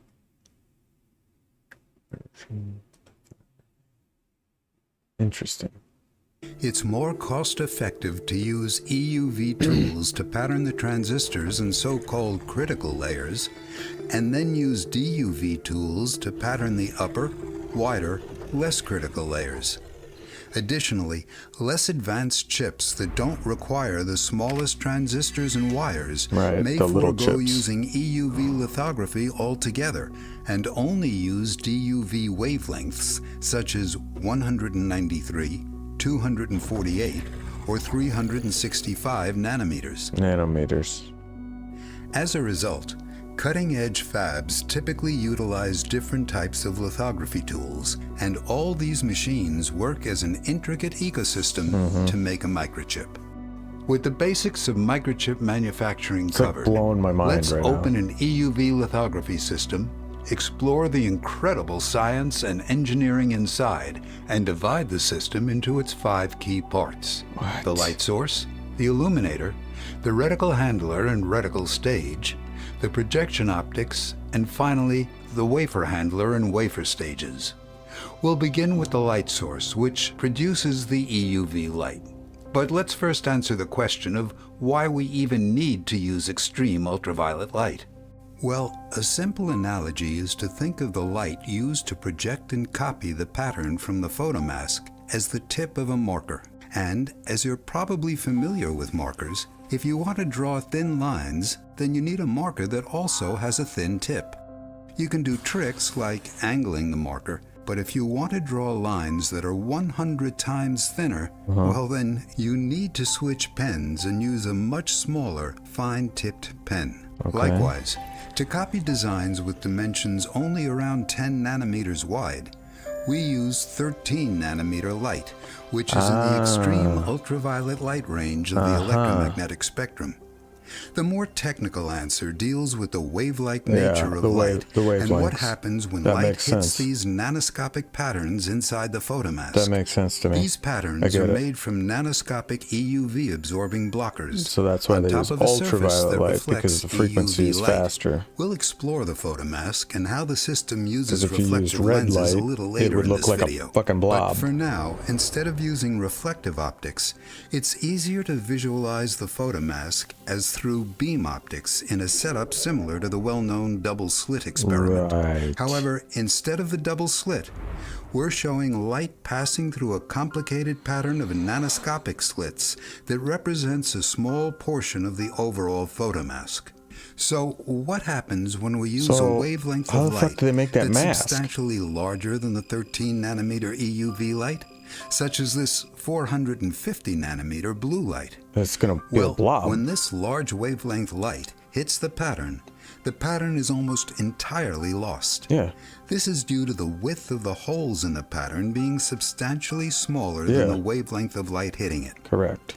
This limit to the resolving power of the lithography machine is described in Rayleigh's criterion equation, which we will explain later.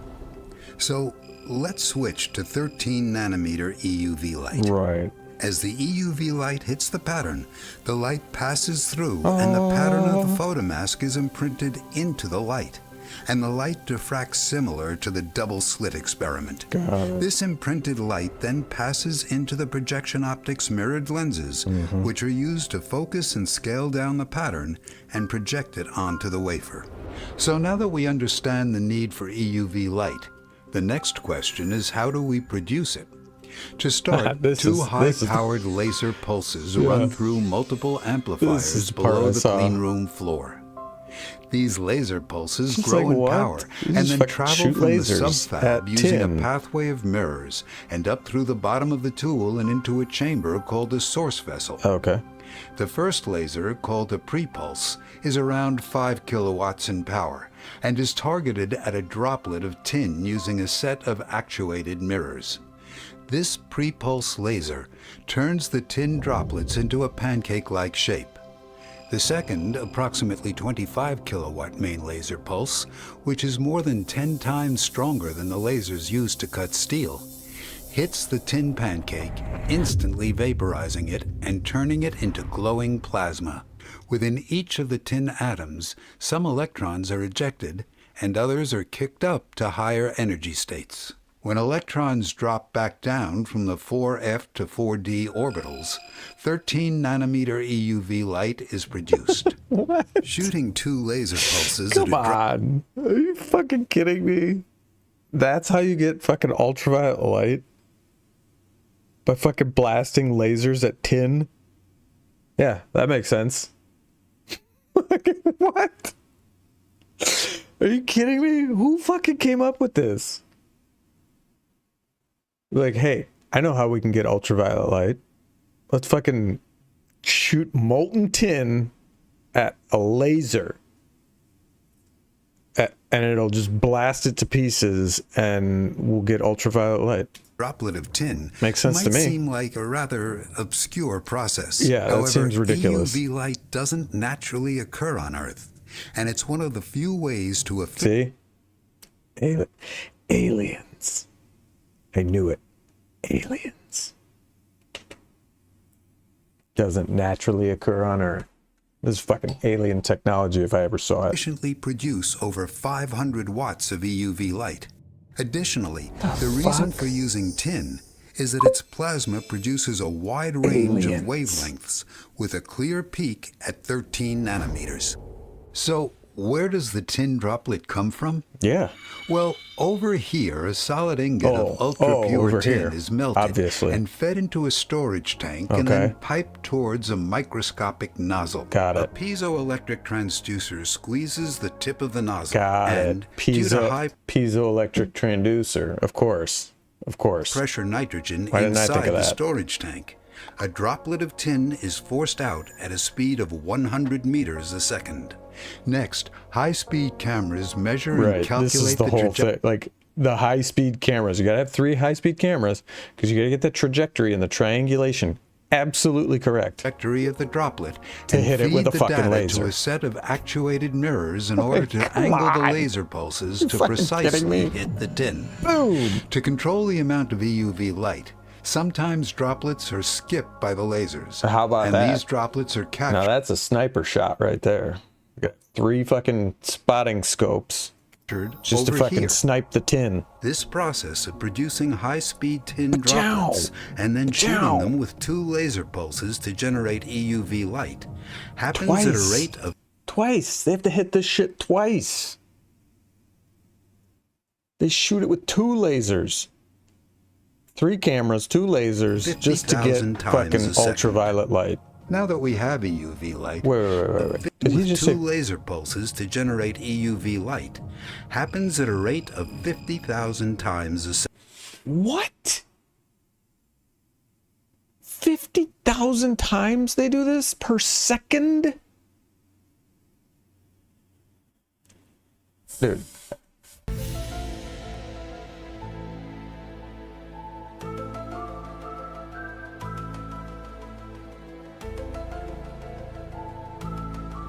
Aliens. Like, how you come up with that? You gotta do this 50,000 times per second, fucking 2 pinpoint sniper shots to produce just the light. Just the light. This is just for the light. Now that we have EUV light, the first mirror called the collector Now that we have the light. focuses all the EUV light to a small hole called the intermediate focus, which only EUV light can pass through. Of course. The light next enters into the illuminator, which is composed of the field facet mirror, the pupil facet mirror, and another set of mirrors. These mirrors are so perfectly Those mirrors don't have names? shaped that there's less than an atom's deviation from the surface. The illuminator takes this EUV light and shapes it into a thin ribbon that has equal uniformity across a well-defined range of angles before it hits the photomask.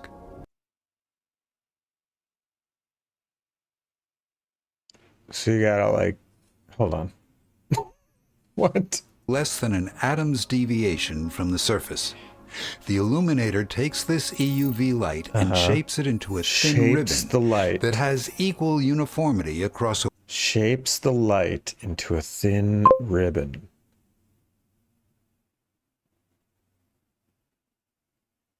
well-defined range of angles before it hits the photomask.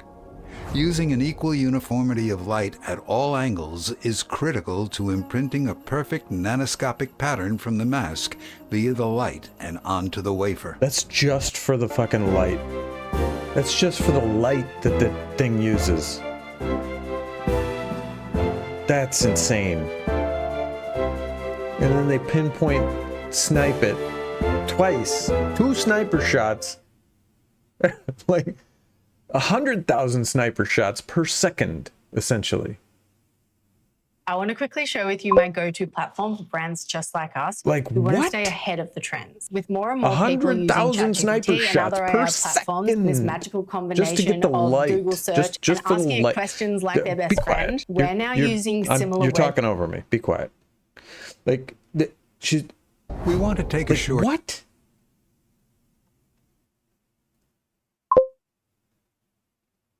Just the light. Just to get the light. Unbelievable. detour and mention that this has been a rather challenging video to make simply because there's a mountain of science and engineering inside these machines built by ASML, and this video only explores the tip of the iceberg. Essentially, a lot of the details had to be cut in order to keep this video a manageable length. For example, EUV light is incredibly difficult to work with because it's absorbed by atmospheric molecules. Oh, of course it is. And therefore the entire light path The light path has to be vacuum sealed. in wafer carrier stage is connected to vacuum pumps which Correct. remove all the air. Oh my god.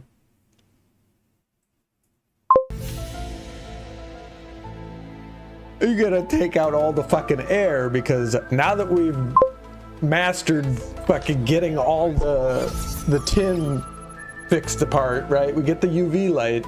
You got to make sure you suck all the air out, because air will destroy this fucking UV light that we just blasted tin into dust particles to get. What the fuck? Obviously. Right. See, this would be a lot easier to do in space, wouldn't it? There's no air. Additionally, Or underwater. UV light is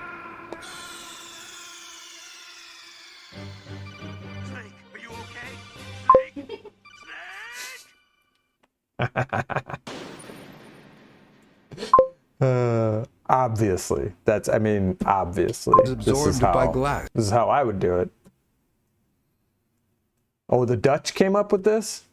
Well, they wear wooden shoes, so that should tell you everything you need to know. And practically all other materials, and therefore to focus and transport the light, The Dutch kiss.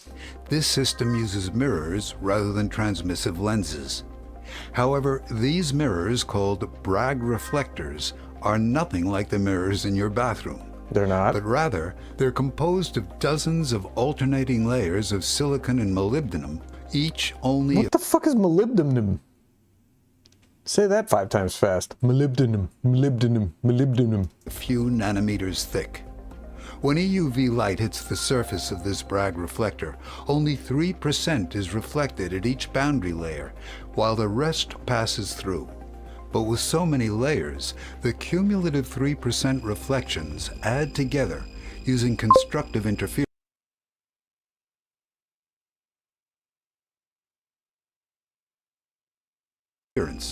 resulting in a total of 70% being reflected for a single mirror. So they're just like losing light like no tomorrow.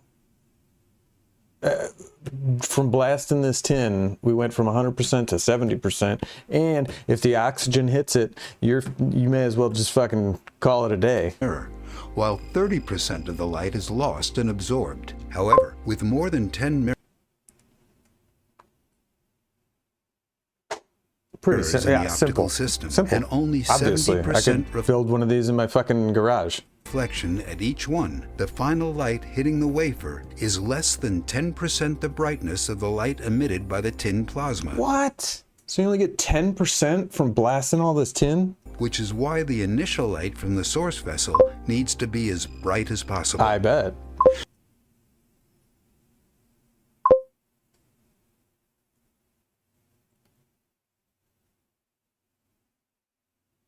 Yeah.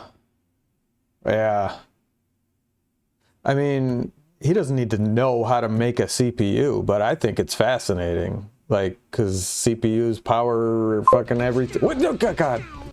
CPUs power everything we have, right? Another example of the incredible engineering inside this machine Oh, is God. that this field facet mirror is assembled from hundreds Ka-chow ain't working for you. There it is. You got timed out. of independently controlled mirrors that can be No, I think it's got, that one might have a, I put a timeout on it so that you guys, or other trolls, I should say, wouldn't do ka-chow, ka-chow, ka-chow, ka-chow, ka-chow. Because, like, if you don't put a timer on it, you could literally just sit here and it would be like ka-chow, ka-chow, ka-chow, ka-chow, ka-chow, ka-chow.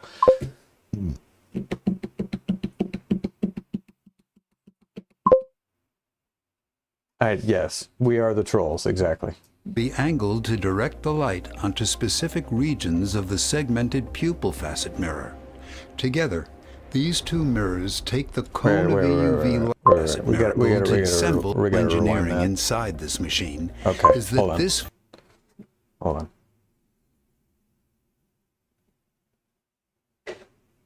Most people don't know you have commands. Some of them do. No, some of them do. And then once they know it or see someone else do it, then they know the command and then they'll just start doing it over and over and over and over. Like the one kid was here and like he kept hitting the forget one. Like he kept doing it. And I was like, yo, I had to tell him to chill out. I was like, yo, chill out with that. Cause like, we're good. We're good. We already forgot. Like, you can stop now. Field facet Now, hold mirror on. This mirror is assembled from hundreds of independently controlled mirrors. They're hold on. They're Dead or alive, you are coming with me. wow. These mirrors are independently controlled. Can be angled to direct the light onto specific regions of the segmented pupil facet mirror. What?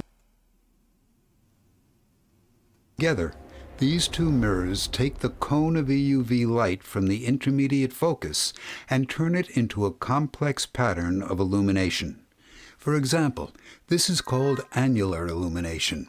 Here's dipole illumination, and then here's quasar illumination. What the fuck? You're probably wondering why we require such complicated patterns of illumination. Yes. Well, when we look back at the microchip, The fuck do you one need layer that of for? wires is running What the fuck? mostly horizontally. The next layer is a set of cylinders called vias. Okay. And then the following layers have wires that run vertically. Okay. And each layer uses a different mask. Earlier we said that the EUV light is kind of like the tip of a fine-tipped pen. I get it. Having different patterns of illumination is like holding the marker at different angles with respect to the lines or circles that are being patterned. Specifically, annular illumination is best used to pattern the layers containing vias, and is like holding the marker straight up and down.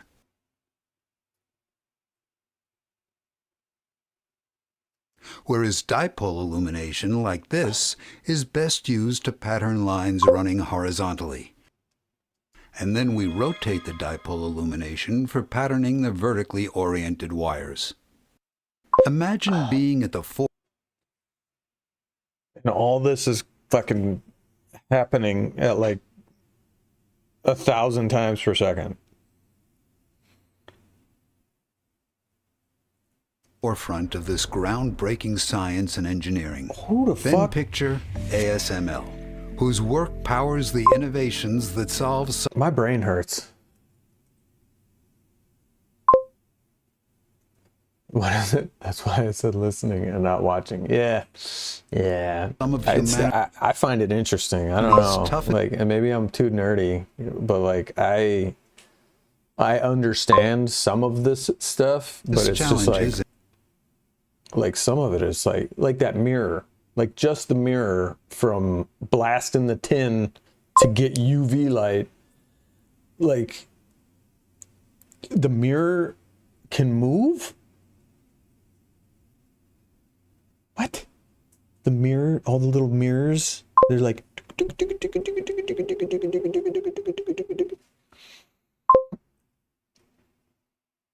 Oh, you guys like the Are They Cheating segment? An energy. I saw a couple of them. I started calling him out, dude, too. He is most likely cheating. That's the most likely. They are cheating. Most likely cheating. No, I started calling people out on it on TikTok. I just go, Triggerbot? Question mark. And like you can visibly see their face change. The one person I did it to the other day, like was like their face kind of like went blank, like they seen a ghost. Their like face went white. It was just like Triggerbot? Question mark. Because it was clear as day. She's like fucking coming around the corners and just shotgun. Boom, boom, boom, boom, boom. Every single time. I'm like, I'm fast, but I'm not that accurate. I'm fast. Like I can shoot my shotgun as soon as I see somebody, but it's not going right at their head.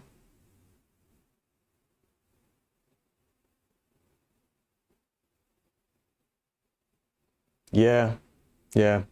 I'll do it again for sure. Yeah, absolutely. But I got to do it on my Fortnite channel. I'm not going to do it on the tech channel.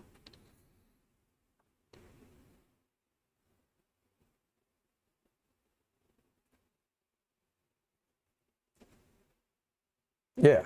Oh, yeah, exactly. Even if I do the headshot, for sure. With the fucking Sentinel, thank God they vaulted that, finally. The Sentinel's a piece of junk. I miss the Gatekeeper. That Gatekeeper was... You only get 3 shots. That's all you need. I only need 1. No. Anyway. Mobility this and stuff healthcare. fascinates ASML is a me. leader in photos and enabling the talented individual R&D and manufacturing work. You're just talking about. In the U.S., it's an exceptional environment where cutting-edge technology comes to life. Oh, there's the real. To keep pushing the that was exceptional the real. environment Look at where that. cutting-edge technology comes to life. To keep pushing the boundaries of what's possible, ASML seeks exceptional talent. They're Oh, they're looking for hiring. science. That's what he's saying. Oh, wait, there's a new SMG? I don't even know if I picked that up. I've been using the dualies. They had 2 dualies. Dually SMGs and then dually shotguns. I like those. There's a new shotgun. I've tried that a little bit. What else did I use? The AR and the sniper. That's about it. I don't know. I didn't play too much, but I'll have to get back Scientists on and it. engineers ready to design the next-gen lithography systems, technicians and logistics experts eager to build, ship, and support these groundbreaking systems, Here you go, and guys. software They're hiring. developers passionate about working in a world of nanometers. ASML, In a world of nanometers. together Nerd alert. with their soaring tech, more move Okay. is All right. the line of Wait, the mass wait, part of wait. the journey. Visit their ASML Okay. today. Let's move on to the next part of this EUV I was trying to move lithography on. tool and explore the photomask or mask, Okay, which is how do you also make the called mask? a reticle, Yes, and the reticle. contains the How the entire do you design make of a that? single layer of a microchip. I get it. The mask starts in a doubly sealed pod and is loaded onto the machine using an overhead transport system. Doubly sealed. The outer protective carrier is opened, and a robotic arm picks up the inner pod and carries it to a vacuum load lock. The chamber is sealed and pumped down to a vacuum, and the inner door opens. Next, the inner pod opens up and a separate robotic arm carries the mask and base to an inspection station. Each mask has a half a dozen different marks, including a barcode, as well as fiducials, which are designs used to align the mask with sub-nanometer level Right. accuracy. Right. Correct. The mask is carried over to and loaded onto the reticle stage, I got it. which moves back and forth across the EUV beam with incredible accuracy Wow. and at high speeds with more than 7 Gs of acceleration. Holy This shit. mask's surface Fuck. 7 Gs? You do fucking 7 Gs with the reticle? is built from the same Bragg reflector surface mentioned earlier, but with a pattern of absorbers on top that locally blocks the light in order to create the detailed microchip layer pattern. This 6 by 6 inch mask has a pattern area of 104 by 132 millimeters and an absorber pixel resolution of below 10 by 10 nanometers. Holy shit. In the beginning of this video, we showed a variety of different chips with different sizes, and shortly after, we showed a GPU being patterned across Okay. the wafer. The pattern on the mask is 4 times larger than the microchip, Right. and this GPU chip is close to the maximum size chip that can fit on the mask, and therefore only 1 copy fits, resulting in 90 GPU chips fitting onto a 300 millimeter wafer. Okay. However, CPU chips are typically smaller, Okay. and therefore, in the following example, we can fit 2 copies on Right. the mask and a total of 185 chips on the wafer. Aha. When we look at even smaller DRAM chips, 12 copies can fit on the mask, yielding 978 chips on the wafer. Right. Technically, the exposure field is 1 scan of the mask onto the wafer, and an exposure field can have anywhere from 1 to a dozen or more die patterns on it, yielding around 100 to 1,000 or more chips on a single wafer. This mask contains an incredible amount of information, and as mentioned in the intro, it has the equivalent amount of detail as all the text of Wikipedia plus all the books in an average public library. This mask, which can cost around $300,000, must be so perfect that, using our analogy, there can't be a single grammatical error, spelling mistake, or even an extra curve on a letter across 21 million pages of text. Oh my God. Otherwise, it's got to be absolutely perfect. It would damage every chip on the wafer. Every single chip would be fucked up. Also, if you're curious, here are the calculations we used for the transistors to text and book conversions.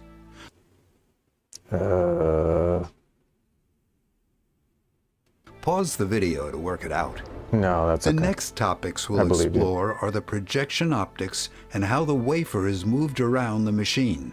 But first, we'd like to mention that this video topic is incredibly complicated and took hundreds of hours to research, write, model, animate, and edit. Yes, totaling. And now you're gonna go, hey, please like, comment, subscribe, Patreon. Composed of a series of mirrors that are used to project and focus the patterned EUV light onto the wafer with extremely high accuracy, while minimizing wavefront aberrations and shrinking the image by a factor of 4.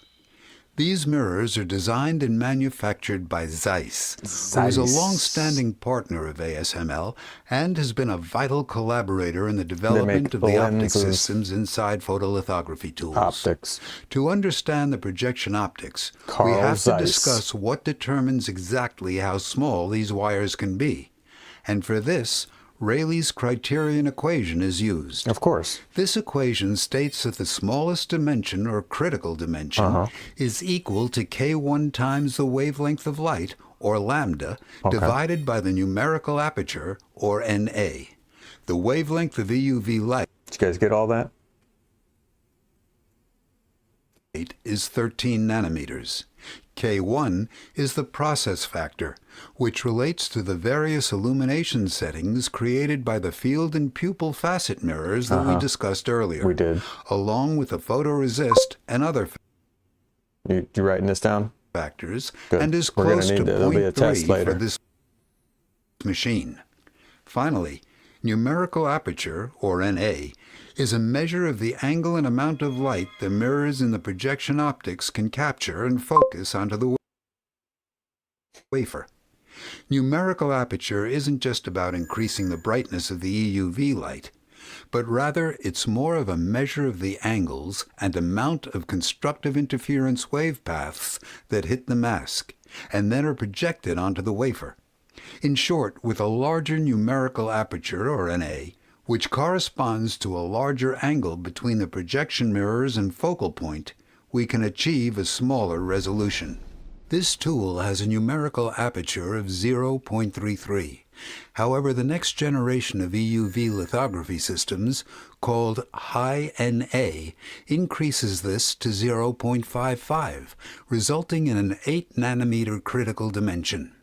Increasing the numerical aperture to 0.55 requires significantly larger mirrors, which results in a redesign of the entire optic system and other parts of the machine, thus considerably increasing the size and cost of the system. Why waste another summer not loving your body? With Base 44, we turned that question into a successful business. A woman has an average of 80 summers in her life. Okay. That's enough. We could spend an entire video discussing the next generation High NA tool, but instead, let's move on to discuss the wafer transport system and wafer stage, and see how a wafer makes its way to the EUV exposure station. Let's start with a wafer that's carried in a FOUP on the overhead transport system. The FOUP! This FOUP lands on the lithography cluster, Drop it like which it's is a combination of a wafer track tool and a lithography tool.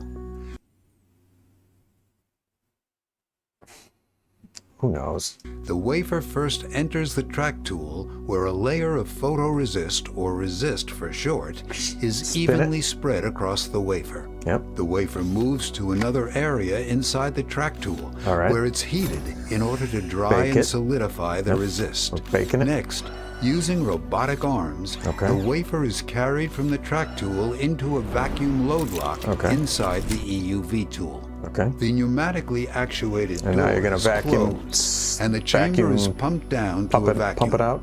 Next, the back doors of the load lock open up, and a different robotic arm carries the wafer to one of the wafer stages. Okay. This system is called a twin scan because there are two complete wafer stages that can concurrently move two wafers around. The key idea is that while one wafer is actively being patterned, a second wafer is being loaded onto the wafer stage through the and back measured door under an alignment sensor. Nanometer level accuracy is crucial with these machines, and one key philosophy of ASML is meten is weten, which is Dutch for to measure something is to know something. Exactly. The reason for acquiring this level of perfection is that when we look at the nanoscopic meten is weten. Oh, there it is. Of the microchip, which has wires and holes that are only 10 to 20 nanometers wide, if one layer is more than a couple nanometers off the previous layer, then the electrical connections won't conduct electricity correctly. Exactly.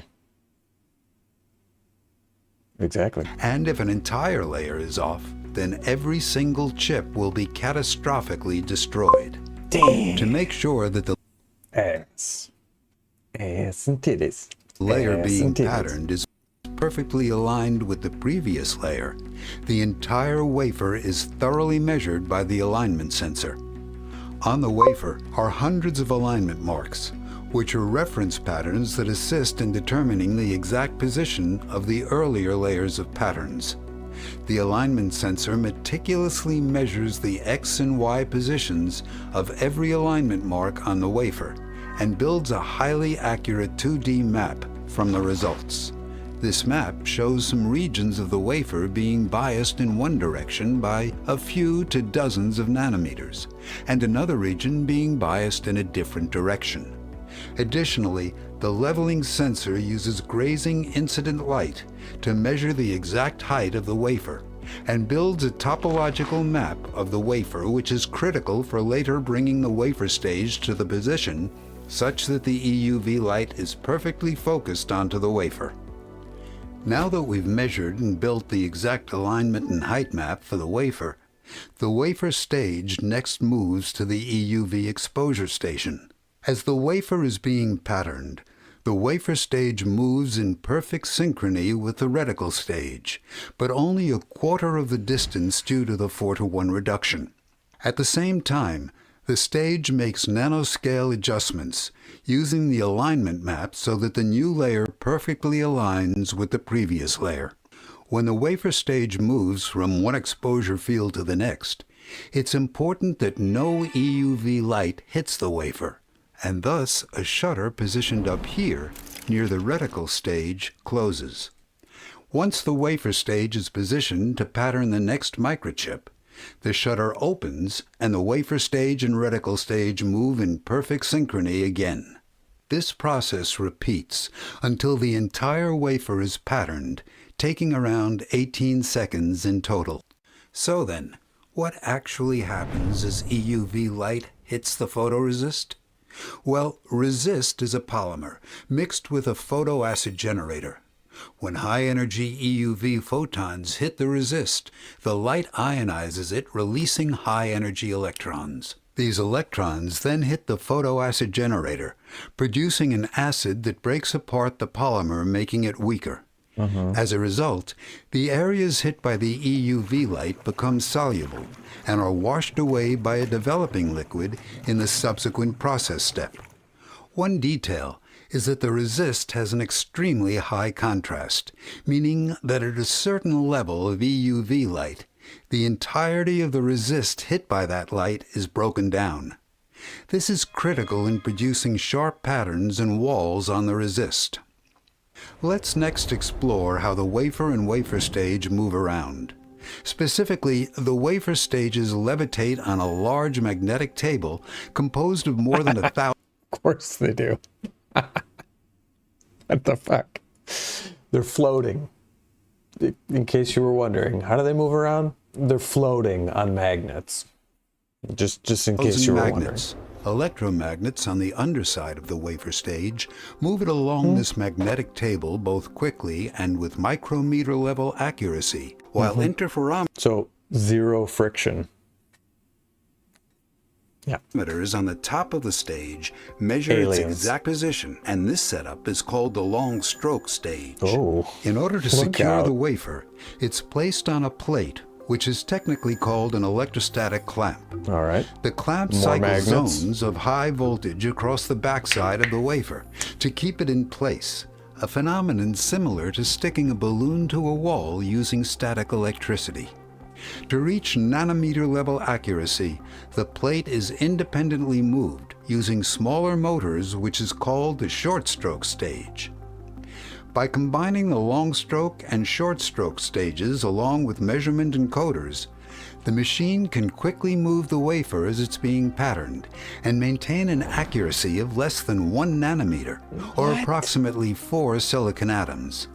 Once all the microchip patterns are copied to the wafer, the stage moves back towards the robotic arms where the wafer is unloaded and placed into one of the vacuum load locks, pumped back to atmosphere, and then a separate robotic arm brings the wafer back to the track tool where the patterned and modified resist is washed away using a developing liquid. Finally, the wafer is heated again to further harden the remaining resist.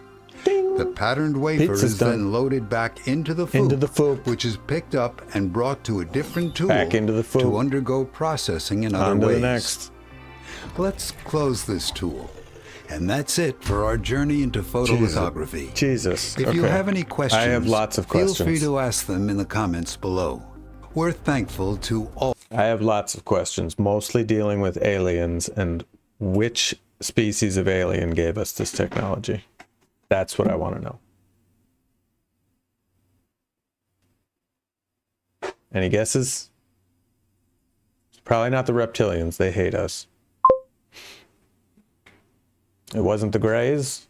I thought the well, it's definitely not the reptilians. But I thought the Greys were cool with us. The Greys are not cool with us. All our Patreon and YouTube membership I have sponsors lots for of questions, supporting our videos. but if you want to financially support my brain our hurts. work, So you can find the links. that's all I know. Yeah, it might have been the Greys. I don't know, guys, but that was cool. Holy crap. Okay, so this one came out 3 months ago. 1.3 million views. Definitely give these guys a subscription. Like these videos are very, very educational. Ansel Adams. Yes? Ansel Adams? Maybe? Perhaps? Perhaps? He was a photographer, but I don't think he came up with microchips. But guys, yeah, this is branch education. If you want to watch more of these videos like this, hit them up. Give them a like, give them a follow, subscribe, hit the bell, whatever, comment, ask them which Dutch professor was abducted by aliens and given this technology. Because, wow, my brain hurts just taking all this in. But very cool process. Very, very cool process. Unbelievable process.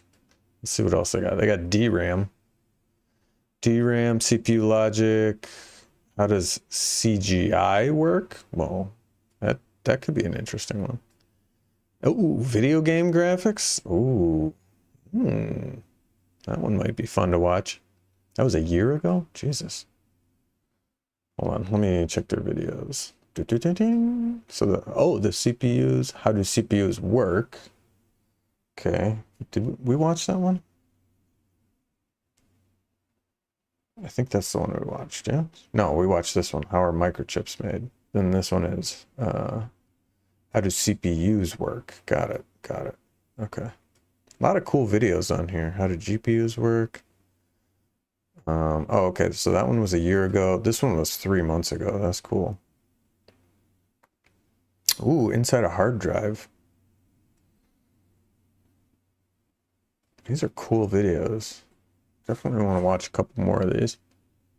Ooh, the engineering inside SSDs. Might be fun to watch. How do SSDs work? They got 2 of those. 5 years ago? For real? Where have I been? Where have I been? Yeah, very cool stuff. So give them a follow. Give them a shout out. Tell them Bad Spade sent you. Well, Sam Spade. This is Sam Spade Tech. Let's see. My fucking brain hurts, guys. Might have to take a break after that. That was a lot. That was a lot to take in. Let's check eBay. I was waiting on, because I sold that laptop, but like the guy didn't pay for it yet. So I just want to check on that. Active. Yeah, he still hasn't paid for it.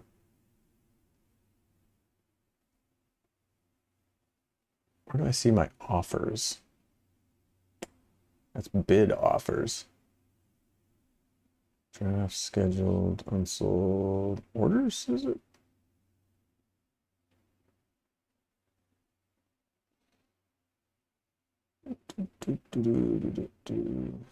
So, payments, unsold orders. Ah, come on.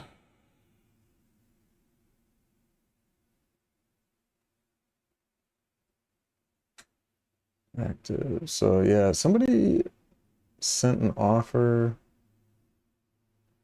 Come on, eBay. Where the hell? Change offer settings. Oh, here, manage offers. Yeah, so somebody did offer me 30 bucks for it. I accepted it, but I guess, and I didn't know this, if you have multiple offers, you can accept all of the offers, and then the first person to actually pay for it gets the item. I didn't know that, but that I just read that yesterday. So let's see here. So I guess I can't mess with this one, because if he does accept the offer or pay for it, which he has,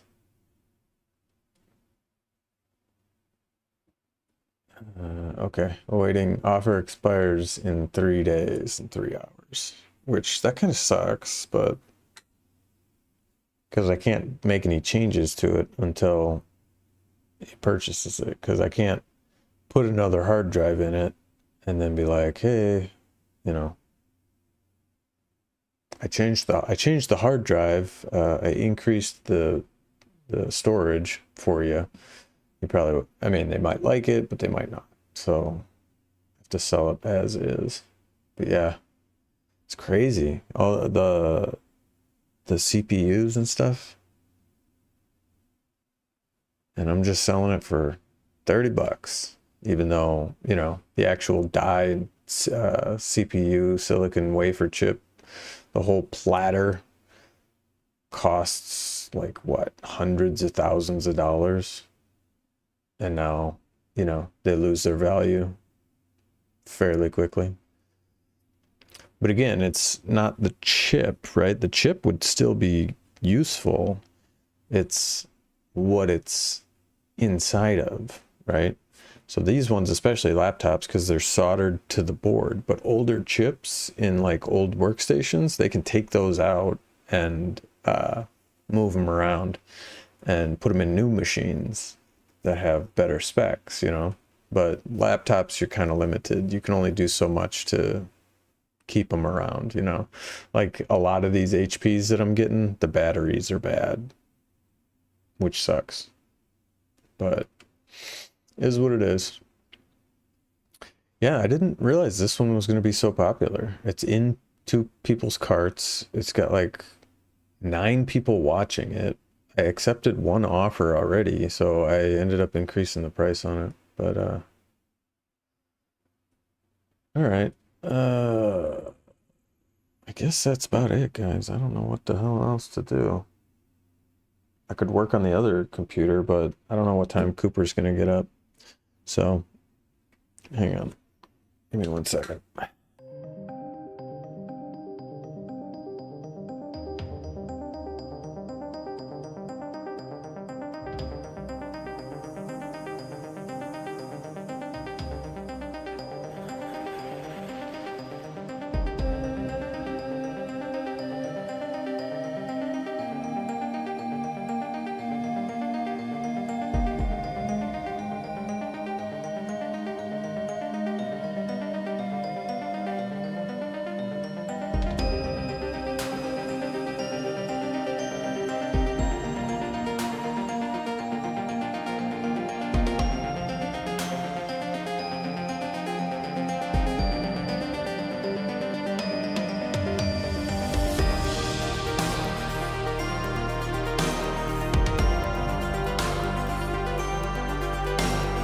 All right, guys, we're back. So I'll probably just sign off for now, guys. Hey, Julio, thank you for being here, and thank you for all the information and knowledge about CPUs. That's really interesting stuff. So a lot of really cool, interesting stuff. I know. All the knowledge that we just absorbed, my brain hurts. I think I'm going to sign off for now, unless you got something else you want to discuss. I'm going to sign off because my brain hurts. But they have a lot of cool, interesting videos. I'd like to watch this one, I think. How video game graphics work would be, that's an interesting one.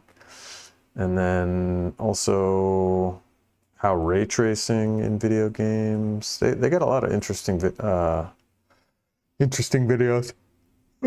Pardon me. But Gabby Morrow, thank you for being here. Cat Spade, thank you for being here. Mr. Nasty, who else was here? Mr. Nasty, Azaria, thank you for being here. Radam was here. He stopped in for a little bit. And Master Hip over on YouTube, thank you for being here. Who else? I think that was it. Oh, absolutely. And we love having you here. So that's why I say thank you. I always like to say thank you. It shows my appreciation to everybody that did tune in. Thank you for all the comments and the likes and the subscribes and all that stuff. It's all good stuff. So, hey, Gabby Morrow, what do you think of the new logo? Oh. I got 99 problems, but the glitch ain't one. Thank you, Mr. Gates. Well, I hope you feel better, Azaria. Bruh. Mr. Gates. I hope you feel better, Azaria. I'm praying for you. We're praying for you. Yeah. And, and I don't know from experience, but check out some of those videos on the fasting. I know you're going through it, but there's some interesting stories out there from people. And actually, Kat's grandfather, he had what kind of cancer did he have? It was like gallbladder cancer. It was like gallbladder cancer, she said, and he beat it with a juice cleanse. Yeah. Like they went in to operate, and the tumor was just like gone. So it wasn't a fast per se, but it's kind of a fast because you're like cutting off all of the stuff you normally eat, and you're just putting in like healthy, like natural juices. Like it was a highly organic. Yeah, go ahead. My grandpa fasted and did a juice cleanse, which I don't know if I recommend a juice cleanse, just because that's a lot of sugar and too much sugar without the fiber that's in the fruit is not good for you, because then it's just sugar. You need the fiber and the sugar. Anyways, but my grandpa also went to go see a healer. So whenever they went to go do the surgery, he actually did the surgery. So they opened him up or whatever, and there was only scar tissue left. Yeah, the cancer just disappeared. Yeah. And that's what I was saying. Like, that's what happens during the fasting process as well. Your body just starts to attack any nasty cells that are in there. Yeah, but it takes like 40 days for your body to reset. To do a full fast, for your body to fully destroy everything, it's like 40 days. So just, food for thought, right? Just food for thought. No pun intended, but keep fighting. Look into it. Like, there's natural holistic remedies for a lot of things out there, and they keep this stuff secret for reasons that we're not privy to. But anyway, I love you guys. You're awesome. Thank you for being here and kind of geeking out with me on microchips and whatnot. I don't know if we got any good clips, but maybe we got some good clips out of it. Mostly of me just going, what the kind of technology? You're telling me that you shoot lasers at tin just to get UV light? Wild stuff, guys. But hey, we love you, and we'll see you probably, I'm thinking either Friday. I'll be here Friday, and then Saturday. So Friday, Saturday, maybe like Wednesday, Friday I do the tech, and then Saturday maybe some Fortnite. I don't know. We'll think about it. We'll see what happens. I will be on Fortnite, so if anybody wants to play, we're sending you healing vibes for sure. But if anybody wants to play and I'm on, like, I probably won't be streaming, but I'll be on Fortnite off and on, or some, no, I probably won't be playing Rocket League that much, but, anyway, love you guys, and we will see you, on Friday. And Friday, I think I'm going to tear into that other laptop, so wish me luck. I'm going to dismantle the thing and upgrade some RAM. And then possibly, if this guy doesn't pay for the other laptop, I'll tear into that one and put Windows on it. So anyway, we will see you on Friday.